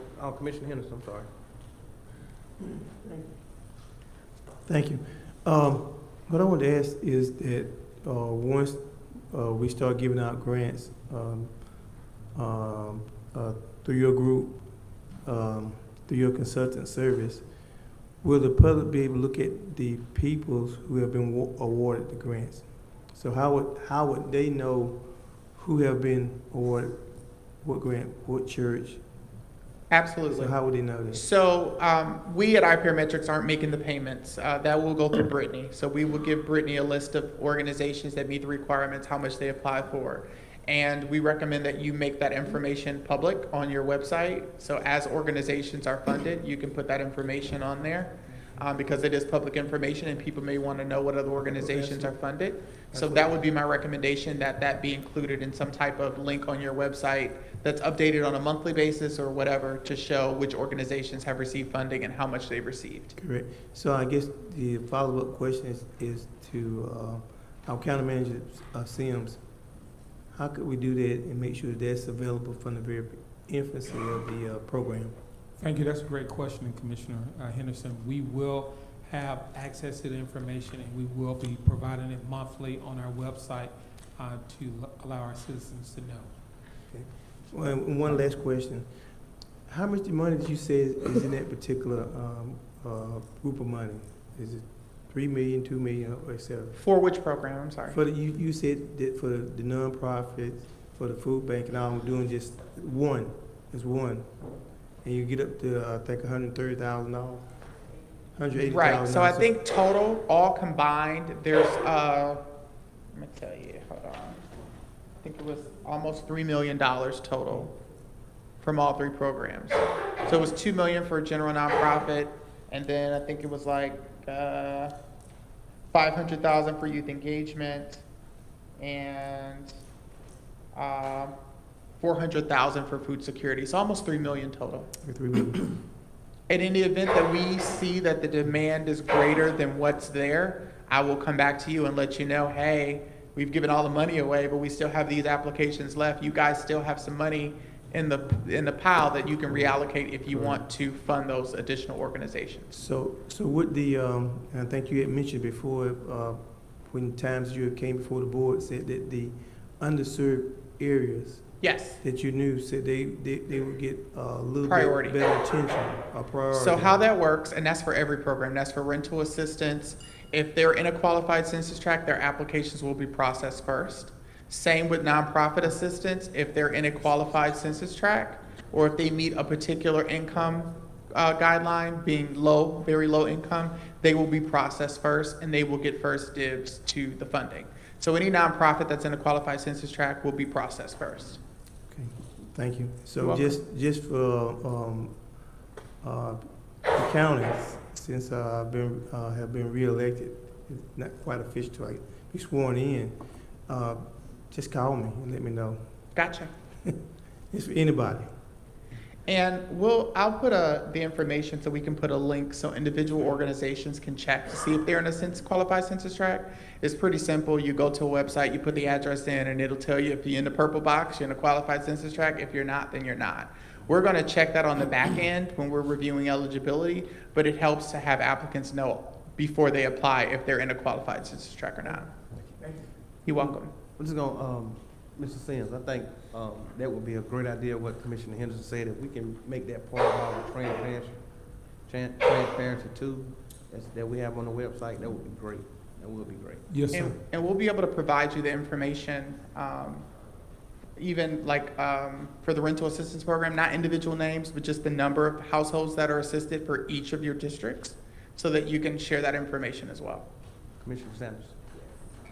Just a suggestion, and hopefully my colleagues would kind of agree with that. I've seen the other counties when they actually presented the checks to the nonprofits and the small business, they actually did the ceremony. Yep. And Big so checks. I think that would be great to actually have that, and we have marketing dollars to be able to put that on. Yep. So I think that would be great to have that ceremony, and it could be everybody can see who actually received the funding as well, but it'd be a special thing. Absolutely. That's a good way to kind of share to the public how the money's being used in the community. So that would be something that we could coordinate with Brittany. Once it's determined that a nonprofit would be awarded, you could do it at a forum like this at a meeting where at the end those organizations come up, they get funded, or you could do a special session, but absolutely. We've seen that happen across the country. And commissioners, I would like for us, this is not suggestion, it's already been approved, to us to move forward with that transportation shuttle. And the reason why I had the opportunity to volunteer as consultant with the Junior Achievement facility yesterday, and Veterans Memorial was actually there, all in the 6th grade Veterans Memorial. And this place is amazing. And I think some of you probably went for the ribbon cutting for MEP, but it's tons of Fortune 500 companies that are there. And to hear those administrators and teachers say that some of those youth, that's the first time they've ever been to Atlanta, that touched my heart. And so us having that shuttle and moving forward, go ahead and get those shuttles for those areas so we can provide those activities for kids to be able to experience more than outside of Atlanta. I think we need to go ahead and move forward so the funding is already there. And that's all. Thank you. Thank you. Any other questions or? All right. Thank you so much. Thank you. Oh, I'm sorry. Commissioner Edwards. Thank you, Mr. Chairman. So, what the bucket, and you may have said it, I just missed it. The bucket of money for small business, what was that total again? Refresh my memory. So small business assistance was,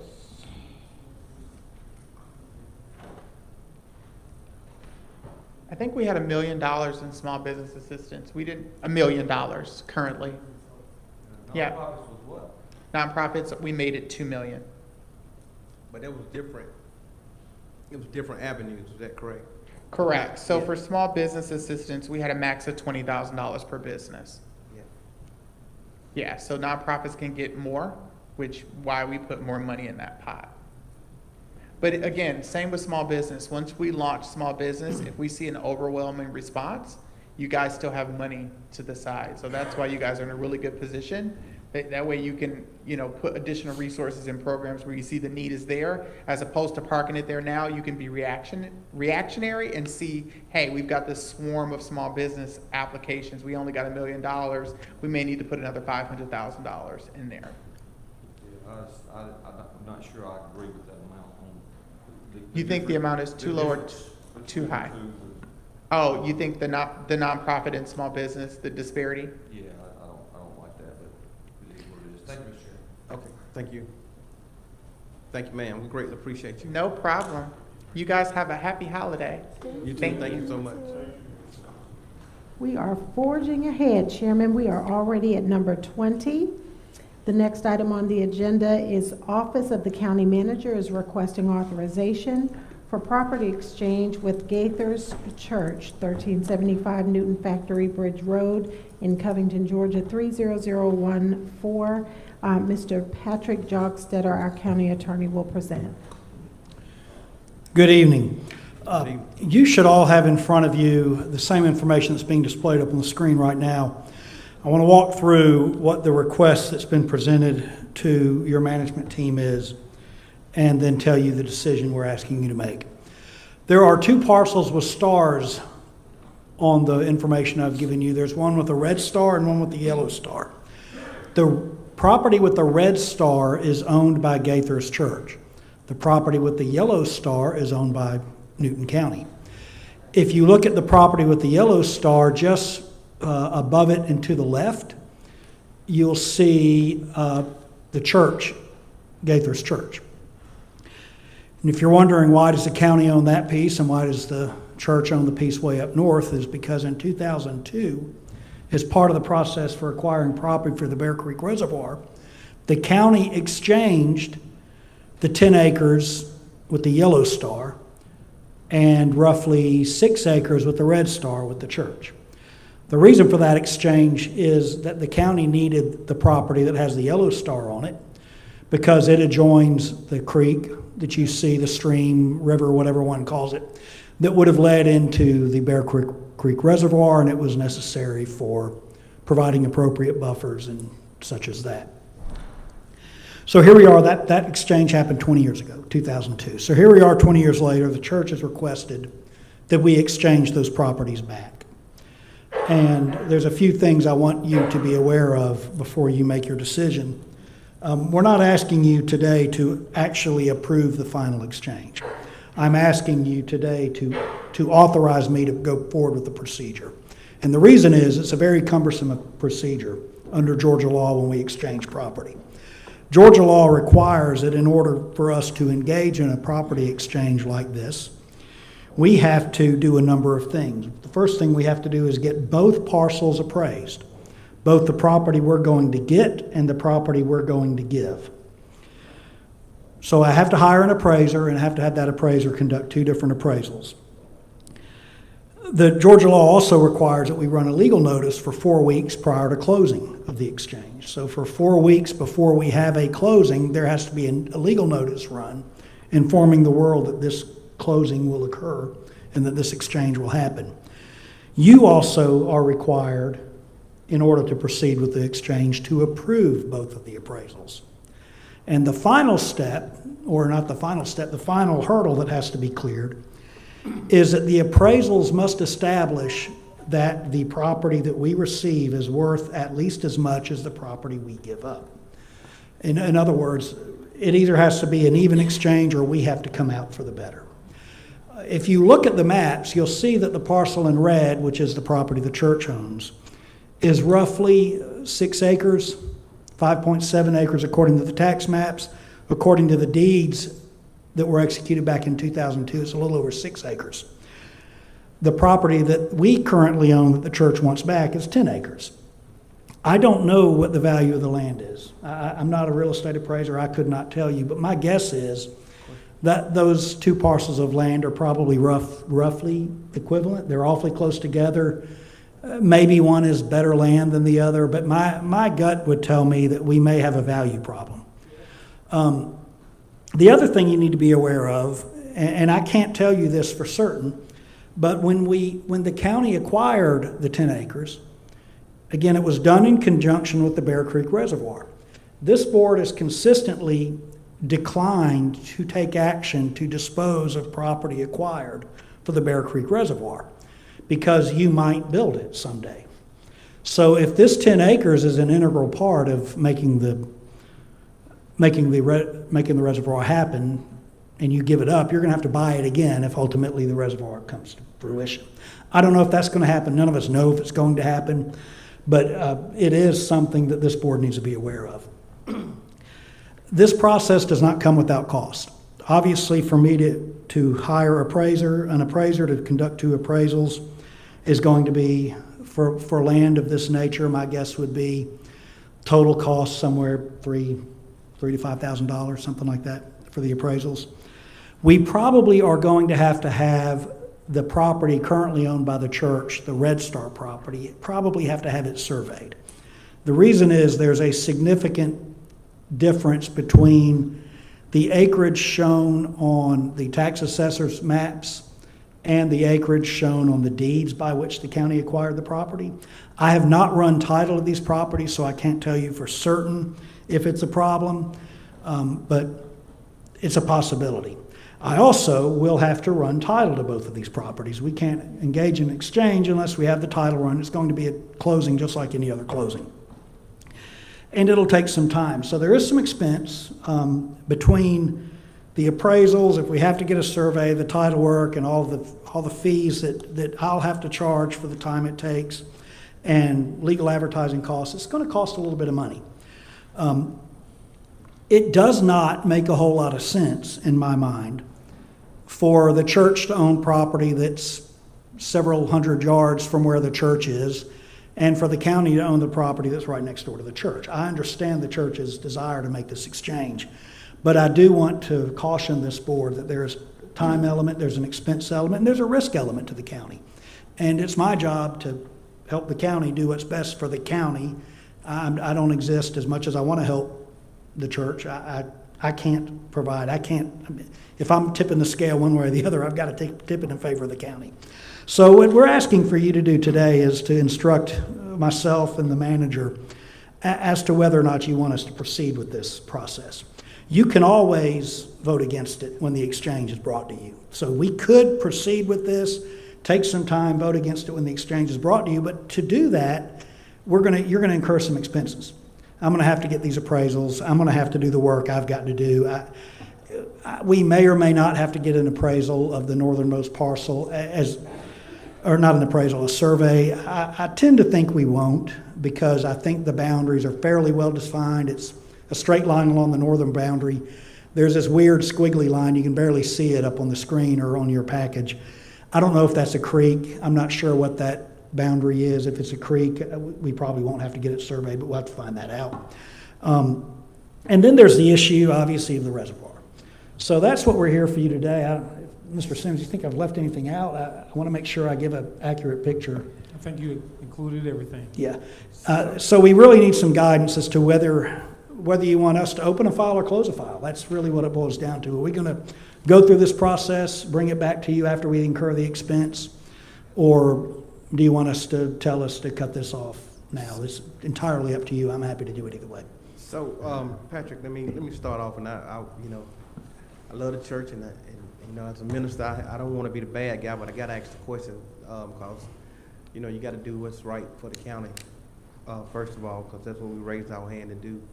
How can we find out, is that land necessary for the reservoir before we start that process? We'll need to probably either have your engineers look at it or have somebody dig up the old reservoir files and see what the story behind it was.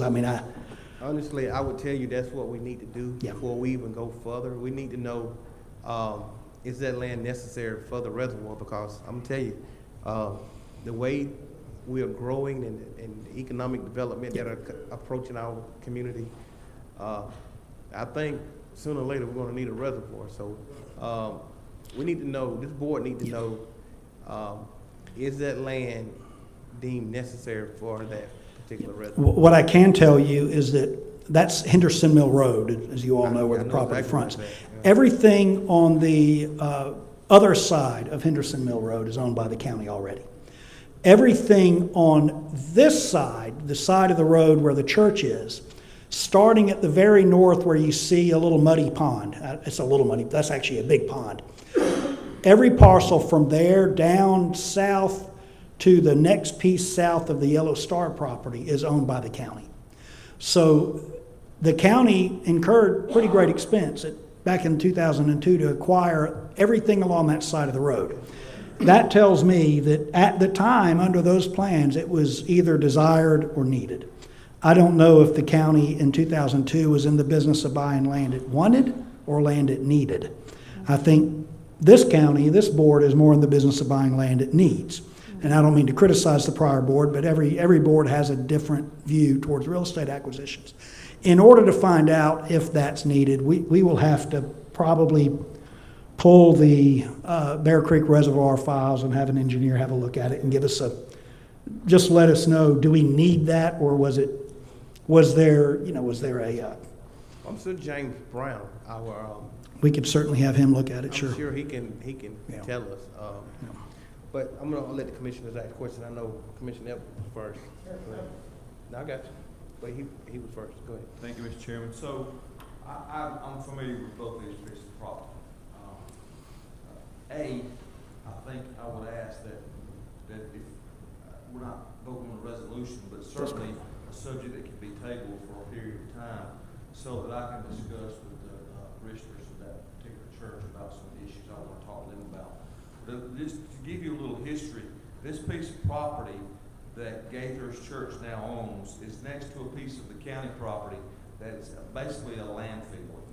It's an organic landfill, but it's a landfill. I've been on it, I've seen it, it's a waste yard right next door to this particular piece of property that Gaithers Church owns. And the piece of property that the county took, if I remember correctly, it was under threat of condemnation. So I cannot swear to that, but if I remember correctly, that's how that happened.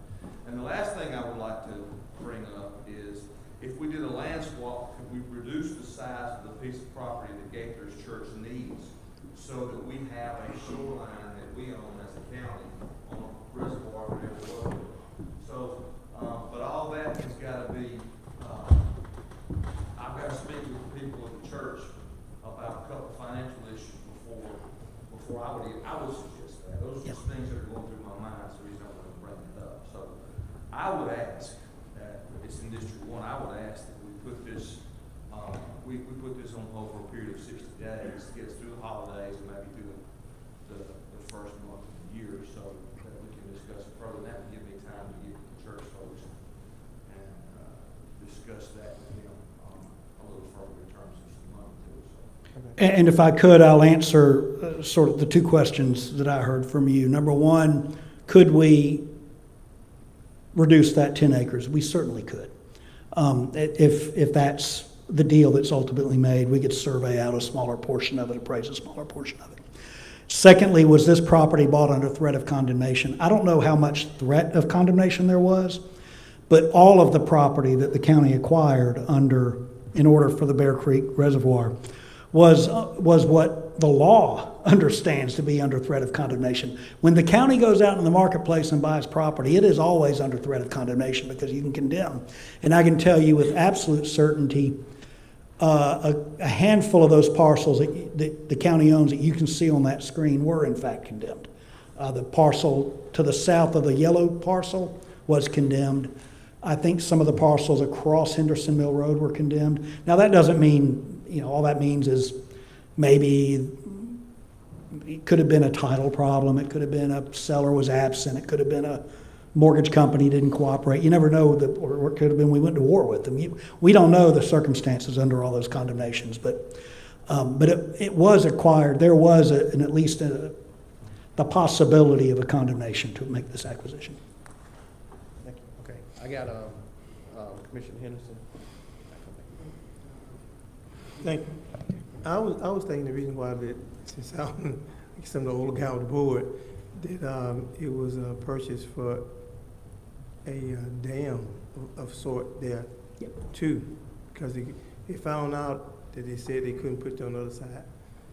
As far as condemnation, I don't remember a condemnation, but I can say, as far as from my perspective, I do not support any condemnation. I don't vote for them because I think that's taking people's property, and I believe you need to pay them what they ask for it, or work out a deal with them so you can purchase their property. That's just me. But they wouldn't have bought it, or they didn't do a condemnation unless they needed it for the reservoir, the Pole Reservoir. But I said all that just to say this. Here lately, I think we gave back sold back some property about a year, 2 years ago, gave back to them. And so I'm just I'm sure you have to figure, is it do as I say or do as I do? Yes, sir. I don't think if I may finish, please. I don't think it's right to give somebody else back their property and then look at the church and say, well, we're not going to give yours back. And those all was a part of that reservoir that we talked about. Thank you. Yes, sir, and that you're absolutely correct. There have been a number, I could not tell you how many, but more than a handful of parcels acquired for the Bear Creek Reservoir have been sold back to the original owners. And the reason for that is the contract that the county entered into when they bought the property required that to happen. And it's only been done when the contract has required it. In fact, this board declined to sort of go into a program where we offered it all back up for sale. Maybe a previous board, but the Board of Commissioners declined to take that action. But there were a number of parcels that when the county bought it, the contract required that the county offer to sell it back to them if certain things didn't happen within a certain period of time. So, Commissioner Sanders. My question is, and I probably need to ask this to the tax assessor, but you probably know. I'm looking at the difference in the acreage, and I'm seeing the 10 acres is worth 100,000, the 5 acres is 120,000. right. So can you explain why the value of assessment? I can't. No, I will say this, and I don't mean this critically toward the tax assessors. Every year, the tax assessor values some 40,000 parcels. Okay.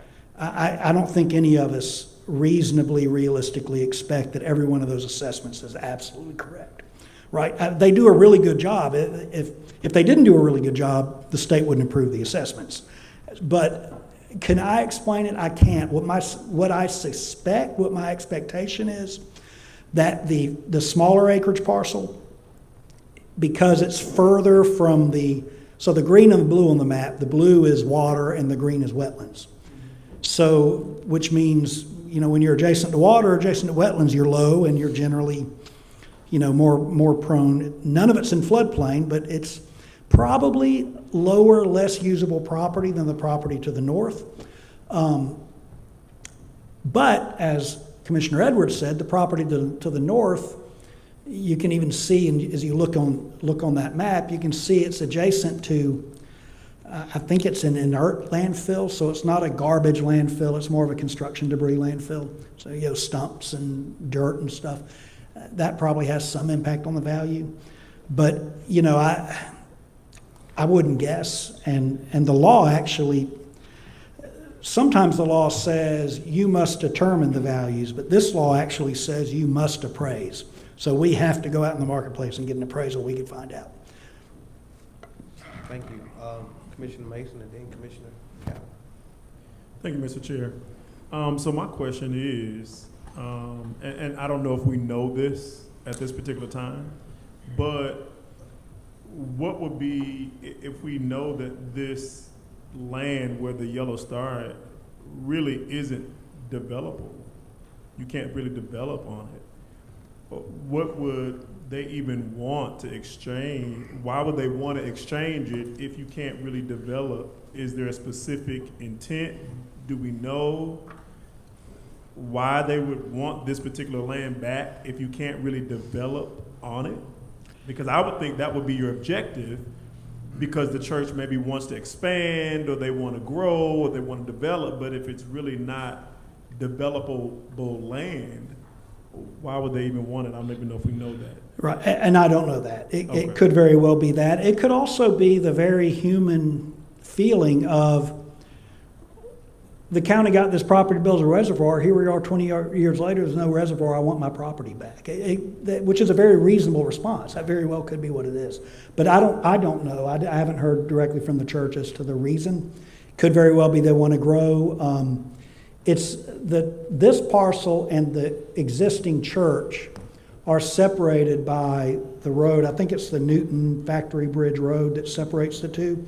But, you know, it's not terribly uncommon for a church to, as it grows, to straddle a road. So, right. You know, it could be they want overflow parking, they want an area for recreation, who knows? And those things would probably be permitted and would make sense on property that's otherwise not developable. So. Thank you, Mr. Chair. Thank you. Commissioner Cowell. Thank you, Mr. Chairman. I went through a lot of this stuff. 2019, I think, is when we found all the covenants in the deeds. Had to go through those. Some of that property was returned back. But I'm going by memory now, and I may be wrong, but it seems like we've got $22 million investment in that property, and it is paid for. I'm reluctant to do anything at this point until we know, because we had some engineers come here. One guy was from had a 401k, 404 permitting. Mm-hmm. And then Mr. Whitesides, I remember him because I've done some work with him. He said there was a 15-year, I think. Would we be ready to look at that? Well, hey, that was 6 years ago. So we ain't got much longer. So I'm just reluctant to open any file or incur any additional expenses on this property until we know what we're going to have, because Newton County is growing. I mean, it's definitely, it's probably going to need it. But anyway, that's my thoughts. And two, I don't know, I want to make sure the board knows that anything that's built in Stanton Springs or Stanton Grove, that water comes from Newton County, not Walton County, not Jasper, not Morgan. But it comes from Newton, so we got to be watchful. But so that was a motion. Was that a motion? We don't really need a motion to direct staff to figure out the engineering issue in it. I mean, I think we can do that without a motion. No, they had a motion to table it for 60 days. Okay, I think we do need that. That's fine. Can I get a second with that? Anybody second that? I just don't want to do it. I'll second it, but again, I'm just reluctant to do anything on that property.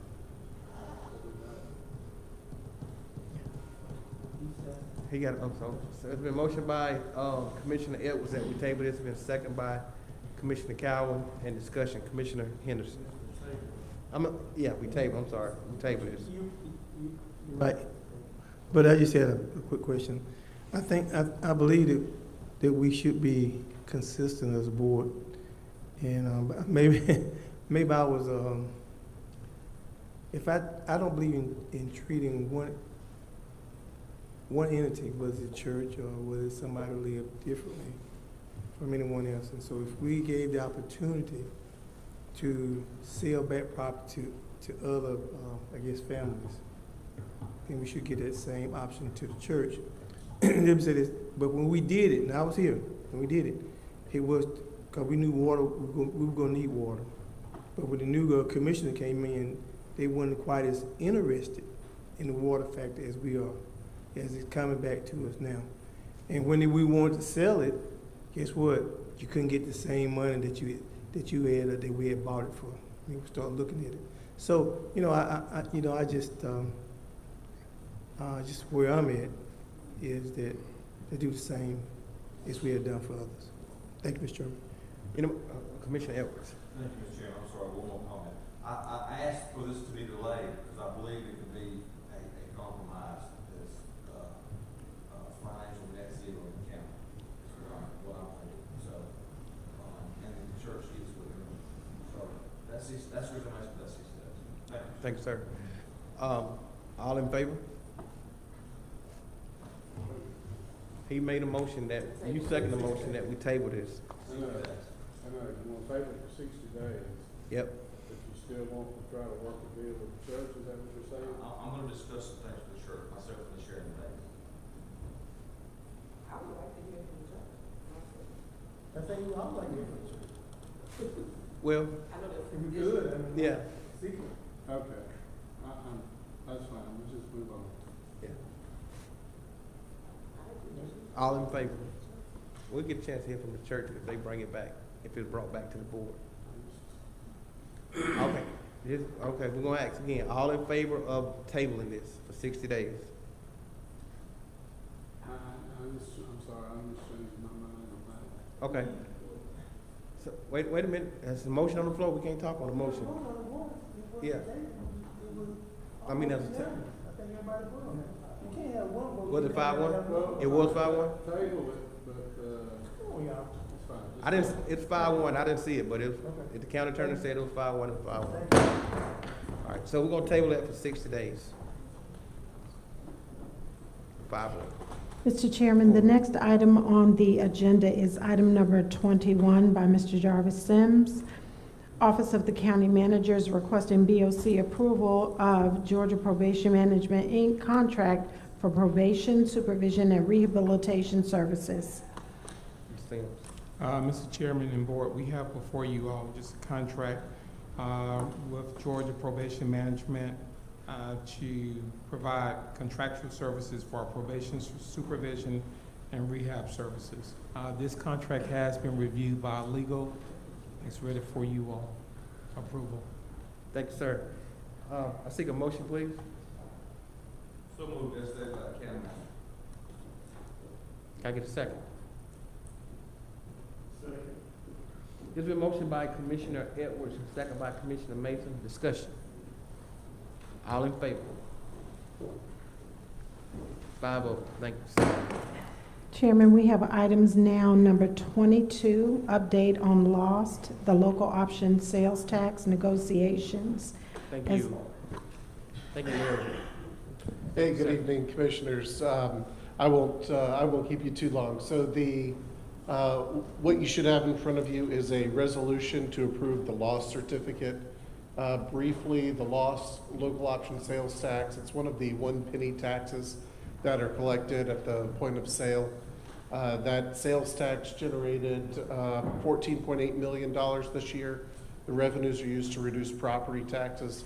So that sales tax gave Newton County residents about a 25% reduction in their property tax. Every 10 years, the county and the cities have to get together and execute a new loss distribution certificate. The current certificate we have in front of you is virtually identical to the certificate for the last 10 years. This one has 75% of the revenues going to the county. The cities are all in support of that, and so I am asking the Board of Commissioners approve this certificate so we can get it submitted to the Department of Revenue. Oh, yay. Can I get a motion, please? Quick. So moved. Thank you. So they change their mind. Second. Thank you. There's a motion by Commissioner Mason and second by Commissioner Edwards. Any discussion? Commissioner Henderson. Thank you, Mr. C. I guess the question I have in what you just stated, you said it was 25% reduction in the, I guess, property tax of the citizens of Newton County, and that $14 million concerning lost. I mean, I'm asking, cause maybe I just. Can you? Okay. Can you explain? Cause he's on the mic. So can you explain what loss is utilized for? Well, if I may continue just a little bit, I understand that loss is to pay back taxpayers, citizens of Newton County taxes. I mean, on the taxes, or in sometimes even debt, but in this particular case, taxes. But I'm saying, you get the percentage that you're talking about, and when you have citizens calling you and talking about their property tax, even with a rollback, there's still a higher property tax. Even on my tax bill, which is, I'm just like everybody else, I think it jumped up. It jumped up even on my tax bill. So I just, how could they see, if they could see it on their tax bill, the amount of money that they're supposed to be receiving from lost? Yeah, that's a great point. I don't think enough people understand how their property taxes work. For lost, what there should be on the tax bill, and forgive me, I can't remember if it is on the assessment notice or on the actual tax bill, but on one of those two documents, it will show what the lost rollback is in the form of the millage rate. So say, for example, the county would have had to have levied a millage rate of 15, but because of lost, you were able to roll it back down to 12. You would see a millage rollback of 3% or 3 mills on, and again, I can't remember if it's the tax bill or the assessment notice. So that information is there for the taxpayers, but I'm not sure if there's anything else we could do to get the word around. Lost really is a great tax, especially for a place like Newton County. It's a sales tax, so when people come into the community, they spend money here. That money goes to reduce property taxes for locals. It's a great thing. Thank you. All in favor? Any opposed? Oh, now let's do that. Let's do it again, because I saw you. All in favor? Any opposed? Thank you, sir. It passed 4-1. Mr. Chairman, the next item is 22A, adoption of the resolution R120622A. So, Patrick, you want to explain the resolution to go along with loss, please? Thank you. Yes. So at the end of this loss process, we have to submit the loss certificate to the Department of Revenue so that they know how that 1 cent sales tax is distributed. And the resolution before you authorizes us to complete the loss certificate and submit it to the Department of Revenue. Thank you. Seek a motion, please. So There's a motion by Commissioner Mason and second by Commissioner Edwards. Any discussion?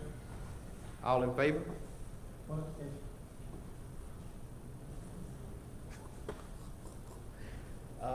It passed 4-1, 1 extension. You want to state the reason why?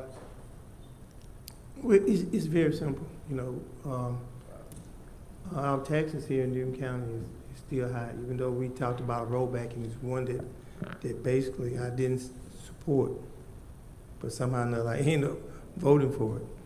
But I just feel as the average taxpayer, we're told that it's rolling back and it's less than what it is, but yet it's getting higher. And until we kind of figure out a program or a way to truly reduce our taxes. And there's gonna be like this every year. Thank you, Mr. Chairman. Thank you.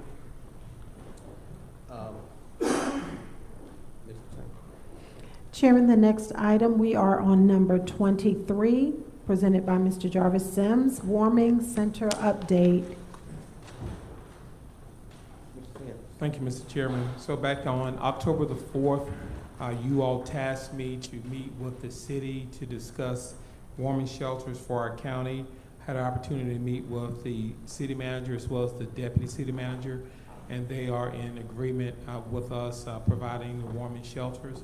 We also look within our county to see if any of our partners provided this service, and we, for my first time, had an opportunity to go over to Pastor Let's facility, Rainbow. Had an opportunity to see her operations, was very impressed with it.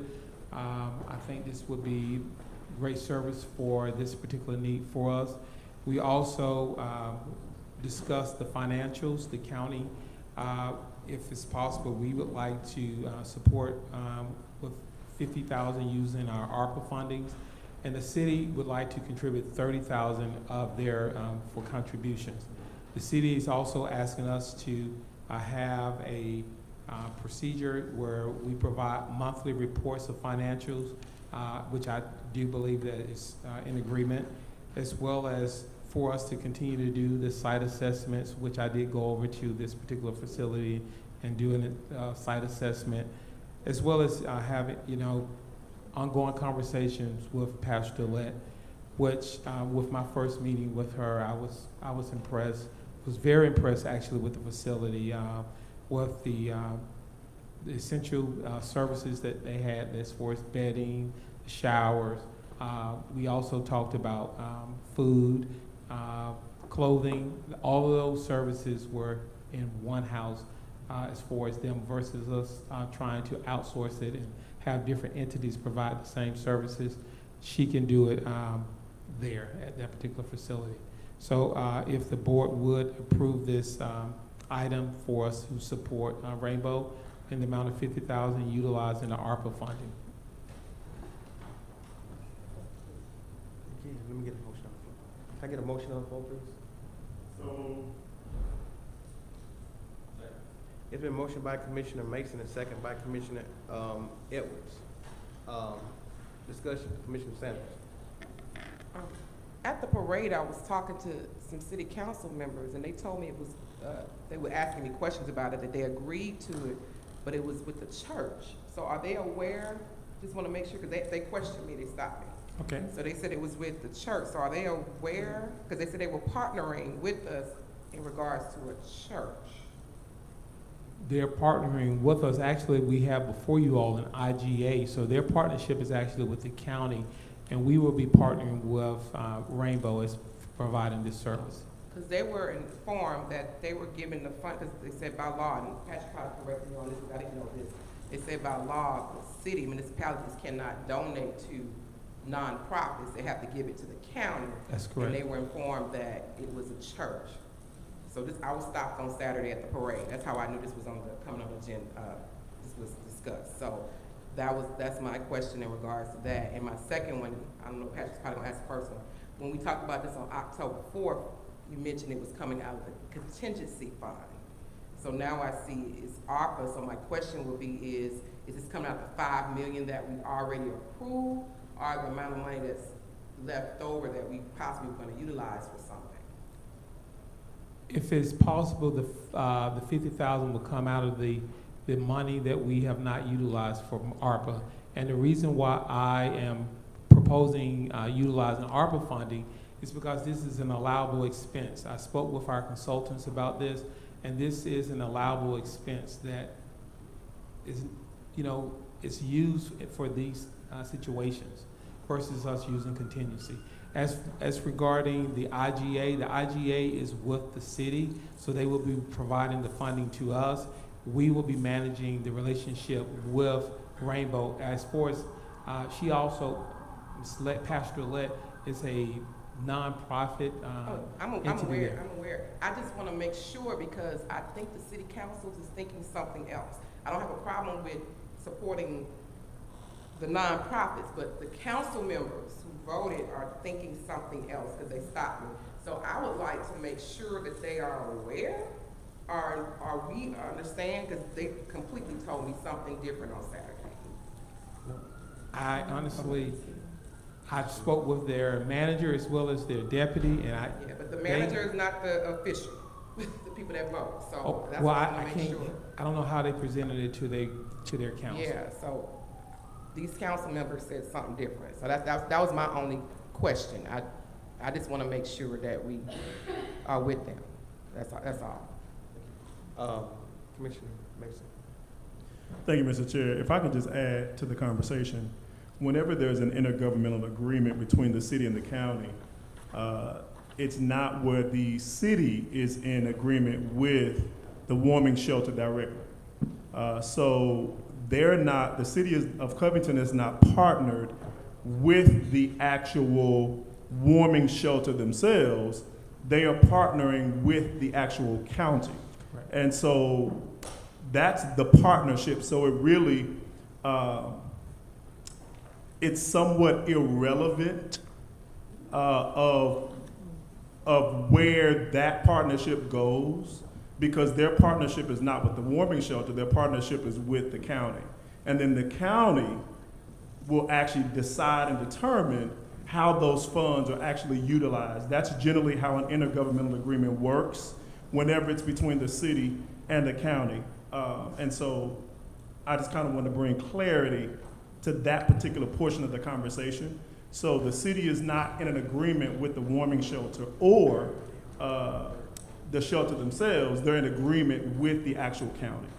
Okay. If that helps. Commissioner Mason, that's clarify. exactly correct. And the IGA is with the city. That's correct. Yeah. Thank you, Mr. Chair. Yep. Okay, so let me jump in right quick. Okay. So, Mr. Sims had the opportunity to meet with the city manager. City manager took his instructions from the council, and they wanted to make sure that they got if I'm not mistaken, I think this is the update you gave me, they wanted to make sure that they got an update on the expenses that was utilized. Was that? That is correct. Every month. Every month. So the council should be aware that the county was meeting with Pastor Lett and wanted to use Pastor Lett. But I just want to make sure that we put that out there as well. Commissioner Sanders. Yeah, I'm aware of how intergovernmental agreements work, but speaking with fellow elected officials, that's what they informed me of what they, thank you. That's what they informed me of what they stated. I cannot go against what they mentioned to me. I mean, when they asked to stop me. So if that's what their understanding was when they voted on this, then that's only my clarity. I just want to make sure I'm clear on their end. Yes, I know intergovernmental agreements, the county, I know all of that. I'm an educator. I just want to make sure that these elected officials, based on what they thought they voted on, is what is happening. And I get that the county is managing, I get about the intergovernmental agreement, but that's not what was stated to me. So I just wanted to make sure, out of fairness. Pastor Lett has, I think I know where the confusion coming in at. So she has ran the warming shelter out from the church and from over off of Turner Lake. I don't know the name of that road right there, but off of Turner Lake. So that may be where the confusion is coming in at, because she ran it at the church also, and she has ran it at the homeless shelter. No, at her church in Porterdale. Yeah, she has ran it at both locations. And they were at church last year. Which one did we support last year? We supported one last year. No, we didn't support wait a minute, we didn't support one last year. We supported, the city did. We supported one the year before. We partnered with the city, and that was in Porterdale at her church. Go ahead, Commissioner Henderson. Thank you. So, I think at the end of the day, it's about the people having somewhere they can go where it's warm. But just let me ask this: so, are they going to be housed at the? Because this is in District 4. which means something, may mean nothing. But are they gonna be housed at the initial place where the storm hit, in which we gave $30,000 to help with that, and then the city gave $30,000? Or are they gonna be at the back? I think it was the back building. It's the back building The where, back building. where the beds are. So if I'm, how many beds is it allocated for? 20. So it's allocated for 20 beds. And if it go over, I'm hoping that she will be able to take it to her church if need be. Yeah. Okay, well, but anyway, you know, I think we need to support somewhere for them to go. I agree with that. We support somewhere for them to go. But I just remember Miss Anita, former city councilwoman, she had came and she had asked about us supporting Grace and their woman shelter too. And I think there was a question that was posed to County Manager Sims. And I thought that would be a piece of the city that he would be looking at whether or not we were going to partner with the city and do a woman shelter, because I think it's my understanding that they have a woman shelter there too as well.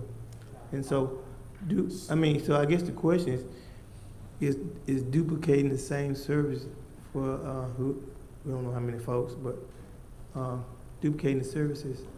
And so we're going to contribute possibly to both of them, or we're going to just contribute just to one. So I don't think Grace had a woman shelter. I think Grace partnered with Willing Helpers. Correct. The city partnered with Willing Helpers. They gave Willing Helpers over $100,000 to put together a woman shelter. And they utilized Grace Church to do that. That's what that was. And if I may add, Mr. Chairman, speaking, I believe that we're talking about the same person. There was some of the services that were provided, but there were some things that were not needed regarding the shower, whereas the place where I toured, they had everything there. They had the showers, they had the beds, they had, if people needed clothes, they had clothes. They just had a one-stop shop. So I thought it would be more better for this particular service that we need for our community. Okay. So anybody who wanted to could come there and stay there during the night or up to capacity. Yes. Yes, sir. Yes, sir. Commissioner Sanders.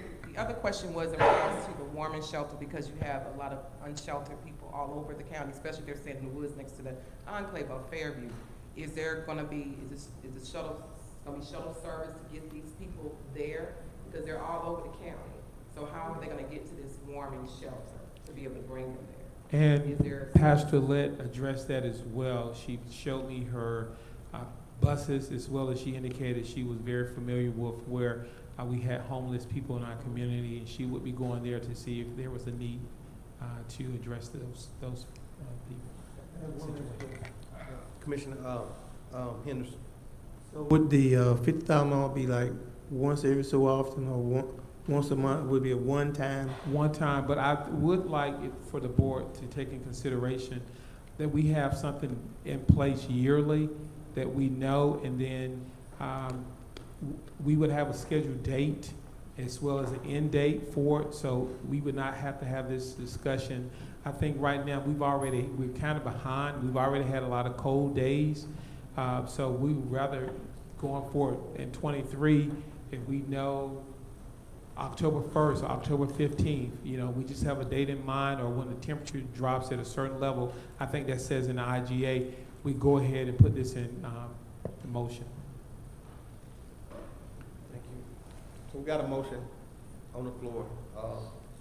All in favor? Any? Okay. Thank you. It passed 5-0. Wow. Chairman, we have number 24. We are with Ms. Trudy Henry, the Director of Covington-Newton County 911.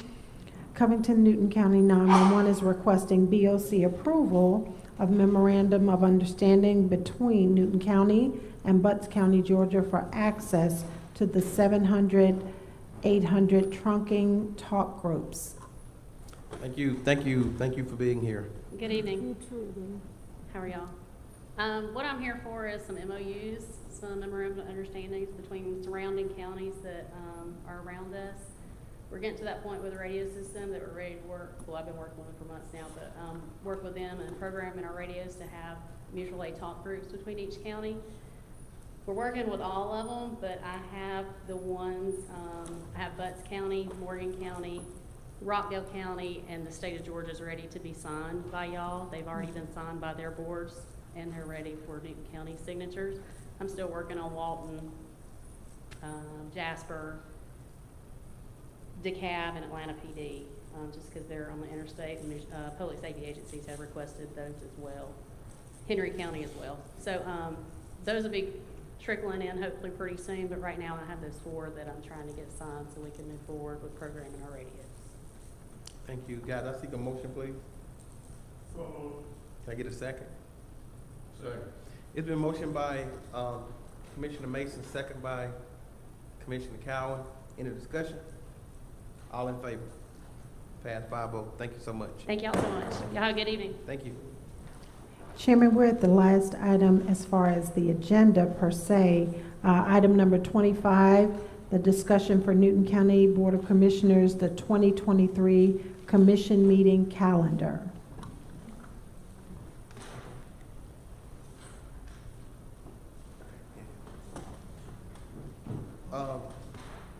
Yeah.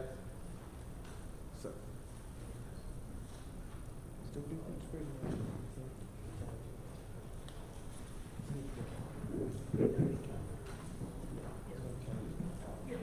Guys, one change I do want to seek now, and then we can make changes as we go through the year.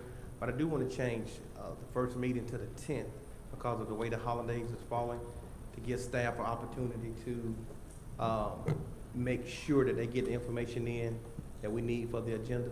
So we will have one on the 10th and the 17th, back-to-back meetings instead of the 1st. Can y'all agree to that? So if we can approve that change tonight, and when we get to the holidays, we'll make changes as we come, because I think the 4th of July falls on the first Tuesday, if I'm not mistaken.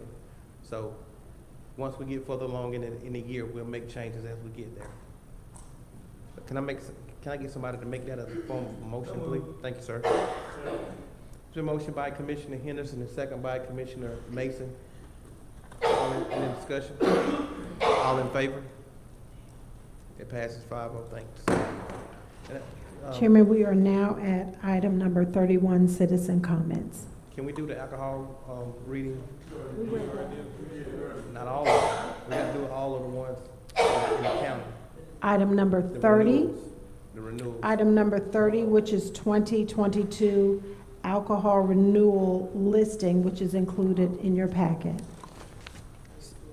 So for those who haven't did, I think you did it before. You did it before. So what this is, I'll explain it. What this is where all of the stores, they send them in their alcohol license for renewal for the new year. And so we try to approve them so they'll be able to, on the 1st, they'll be able to sell the alcohol. Guys, I seek a motion, please. The motion by Commissioner Henderson and second by Commissioner Edwards. Any discussion? All in favor? It passed 5-0. Thanks.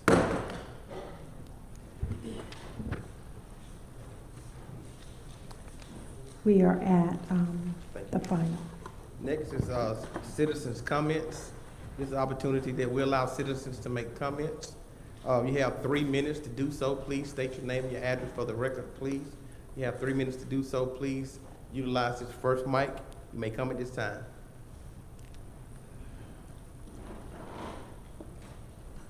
Good afternoon, board members. My name is Glenn McClendon.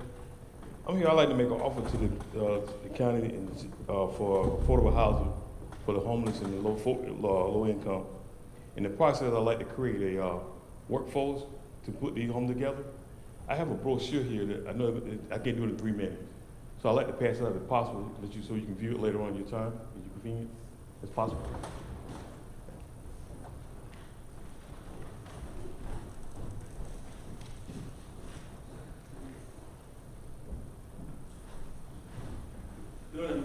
tonight meeting, I noticed there's a lot of homeless and people not having shelter in the city. And I have a solution that we can partner together and resolve that issue. I'd like you to look at it, you can put on the agenda next meeting or whatever, to have more discussion about it. They're gonna take more than 3 minutes. Thank you. Thank you, sir. Thank you. Thank you. Anyone else? Anyone else?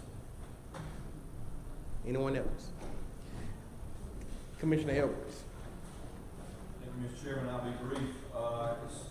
It's funny, the last couple of weeks I've been faced with a couple of questions, both of them, and I've never faced these questions before. And I'd like to ask the county manager, if he would, to look into this for me, I was under the impression that single-wide manufactured homes were only allowed in mobile home parks in Newton County. But it seems that's not always the case. And I guess my ask would be, when is that not the case and where are those places located in Newton County? I have appraisals apparently demonstrating where these, the single-wide manufactured homes may be actually hurting the value of homes in neighborhoods. And I know everyone in Buffalo has got to talk about that, but we have an obligation also to try to uphold or maintain our property values where possible in the county. And I would just like to know single-wide mobile manufactured homes, where are they allowed? If they're allowed outside mobile home parks, where are they allowed? The locations that they're allowed. Thank you, Mr. Chairman. Thank you, Commissioner Mason. Thank you, Mr. Chair. I just want to say Merry Christmas and Happy New Year to everybody. Thank you, Mr. Chair. Can't cut the lights, we going on. Commissioner Sanders. Now I feel bad. I'm about to talk and speak. I'm sorry. But I ditto Commissioner Mason as well. Just to let everybody know, the Vision Board party that was scheduled for December 3rd, due to the election, we had to cancel it, and I know a lot of the constituents didn't want to cancel that, so we're going to have it again. We're going to reschedule that in January. Just also that I'm honored to be accepted by NACO Core Justice Network Advancing Racial Equities Program with Peer Learning. So I'll be traveling. I'm the only one from Georgia that was selected, and I'll be traveling with other county officials and judicial officials as well to learn about their inequities in their jail system and so forth, and how we can reduce that and have a better system in dealing with mental health as well as with law enforcement. So I'm honored for that, and thank you. Well, thank you. If I may, You done? Yeah. Yeah, yeah. Commissioner I do see you, man. Yeah. Yeah, there you go. One meeting a month. Commissioner Anderson. Yes, I would like to thank the constituents in District 4 and the new part of District 4. You know, I am the only commissioner, I think, in the history of Newton County who at least almost, what, 4/5 of his district was changed to another district before the election. And I still, in the primary, we got 65% of the vote. And then in the general election, I got 72% of the vote. And I'm just thankful, first to God, but I'm also thankful to my constituents. And one little girl, when we was on the parade route, she asked me, she said, "Henderson?" I said, "Yes." She said, "God must be with you to put up with being a commissioner for 6 terms and asked for a 7th term and was reelected." And I told him, God loves me and he loves you too. Thank you.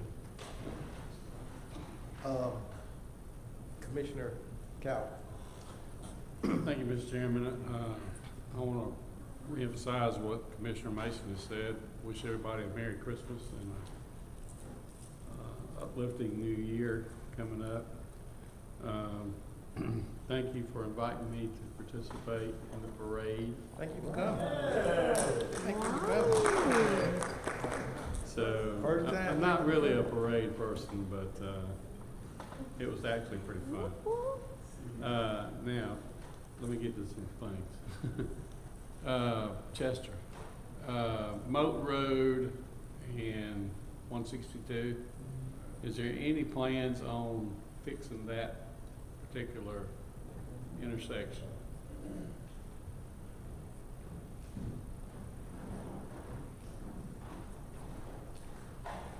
Yes, sir, I do have a concept on the, a fix for that Moat Road intersection there at the across from the church. Is that what we're talking about? And it's a matter of getting the engineers started on the PE. I can bring that to the board if that's something that the board wants to go ahead and move forward with. Is that something that the DOT would take care of since 162? I've talked with them extensively about it. They're not gonna, they have done a safety study up and down 162 with some other countermeasures that they're willing to do, but a realignment is what it's gonna take, and we have a concept on that, but they're not willing to put that forth as a project. We'd have to do that ourselves. Okay. Which I'm more than ready to do if that's something the board would like for me to go ahead and. Okay, well, I'd like to see it done. I don't know what the rest of them, what they I want to think do, we all but, if we can get it in the road process, whatever that is, getting that done, so. It was on the T-SPLOS program way back, but it didn't pass, but kind of put it on the back burner, but we can push it back up and get that going. All right, I appreciate it. Since we're doing some stuff out in Spring Road. Stan, I'm getting a lot of questions about internet service. And I know we had done something with Paladin, and I don't know where that's at. Can you give me an update on that? Go ahead. Paladin is deployed in that part of the county where the hole was. The problem is, since that time, the county has been divided, the state has been divided up between Charter, all the internet providers, Spectrum, Charter, I don't know what their names are. In fact, Newton County is divided up. And so they're running fiber down dirt roads right now. Yeah. Okay. Down dirt roads. Are you? So everybody's county's gonna have internet, either wireless or by, I think I saw an email today from somebody about this stuff. They're leaving no stone unturned. They're coming down my dirt road right now. So. Okay. And those are state funds. I mean, without essentially they're ARPA funds, yeah. Coming down to the state. Yeah. Okay, so. Because they don't put fiber on the ground. That's So a person near, I guess the reservoir out there off Cornish Creek, there's no internet service that I'm aware of out there. What should I tell these people? There's internet service out there somewhere in a subdivision or something, I promise you. You just gotta find out who that is and call them. So what, am I eligible? And that's what I'm telling people to do. If they live remote out my way, I'm telling them, call Paladin. But if otherwise, I'm telling them to call Charter, AT&T or whoever, Like in a certain subdivision, I got the one off of Fincher Road. That subdivision, Fincher Road has no internet. That subdivision off Fincher Road does. So the residents of that road are working with AT&T now and get AT&T fiber put in there. Okay. It's going to be a regulated industry very soon, like electricity and phone. Right, that's what I was thinking. It's going to be regulated. So. It's just it's not happening. It hasn't happened overnight, but they're sticking fiber around everywhere. Well, I would think we had allowed the Paladin to utilize our towers. Yep. And I know that Cornish Creek has a huge water tank at the top. I don't know if they're using one water tower, like Mansfield water Okay, but I thought they would eventually, Their plan is to build out there. okay, but nothing's been done out there around that area, is that correct? I can touch base with them to see if they want to do some, see if they can invest now in another area. And Okay, because I don't know any of these people, so, could you maybe check on that, so, okay, thank you. But for everybody's knowledge, Paladin is up and running. Oh, Yeah, okay. I got it. Okay, thank you. It was me, Chester, that had you sitting there waiting. I just wanted to thank you for your quick response, and the reason why I'm thanking Chester, because I sent the email out, the residents in District 3 that live off of Jack Neely and Brown Bridge, and people who travel there, they're turning onto Brown Bridge in the dark, and there's been many accidents. So I just want to thank you for responding, saying you're getting on it to get those lights up quickly so our residents can be safe. So thank you so much. Thank you, sir. And thank you. Thank you, Chester. Yep. Guys, we do have a need for executive session tonight. We will not be taking a vote, but I do want to give my little speech to thank all of you. Hey, it's been a long year, and it's been a spirited year. I think that's what the word we use down at the retreat. But I do want to thank y'all. Thank y'all tonight also for passing that gang violence thing for the DA. And thank all of you who reached out to me about one of my family members who was actually murdered right after Thanksgiving that Friday.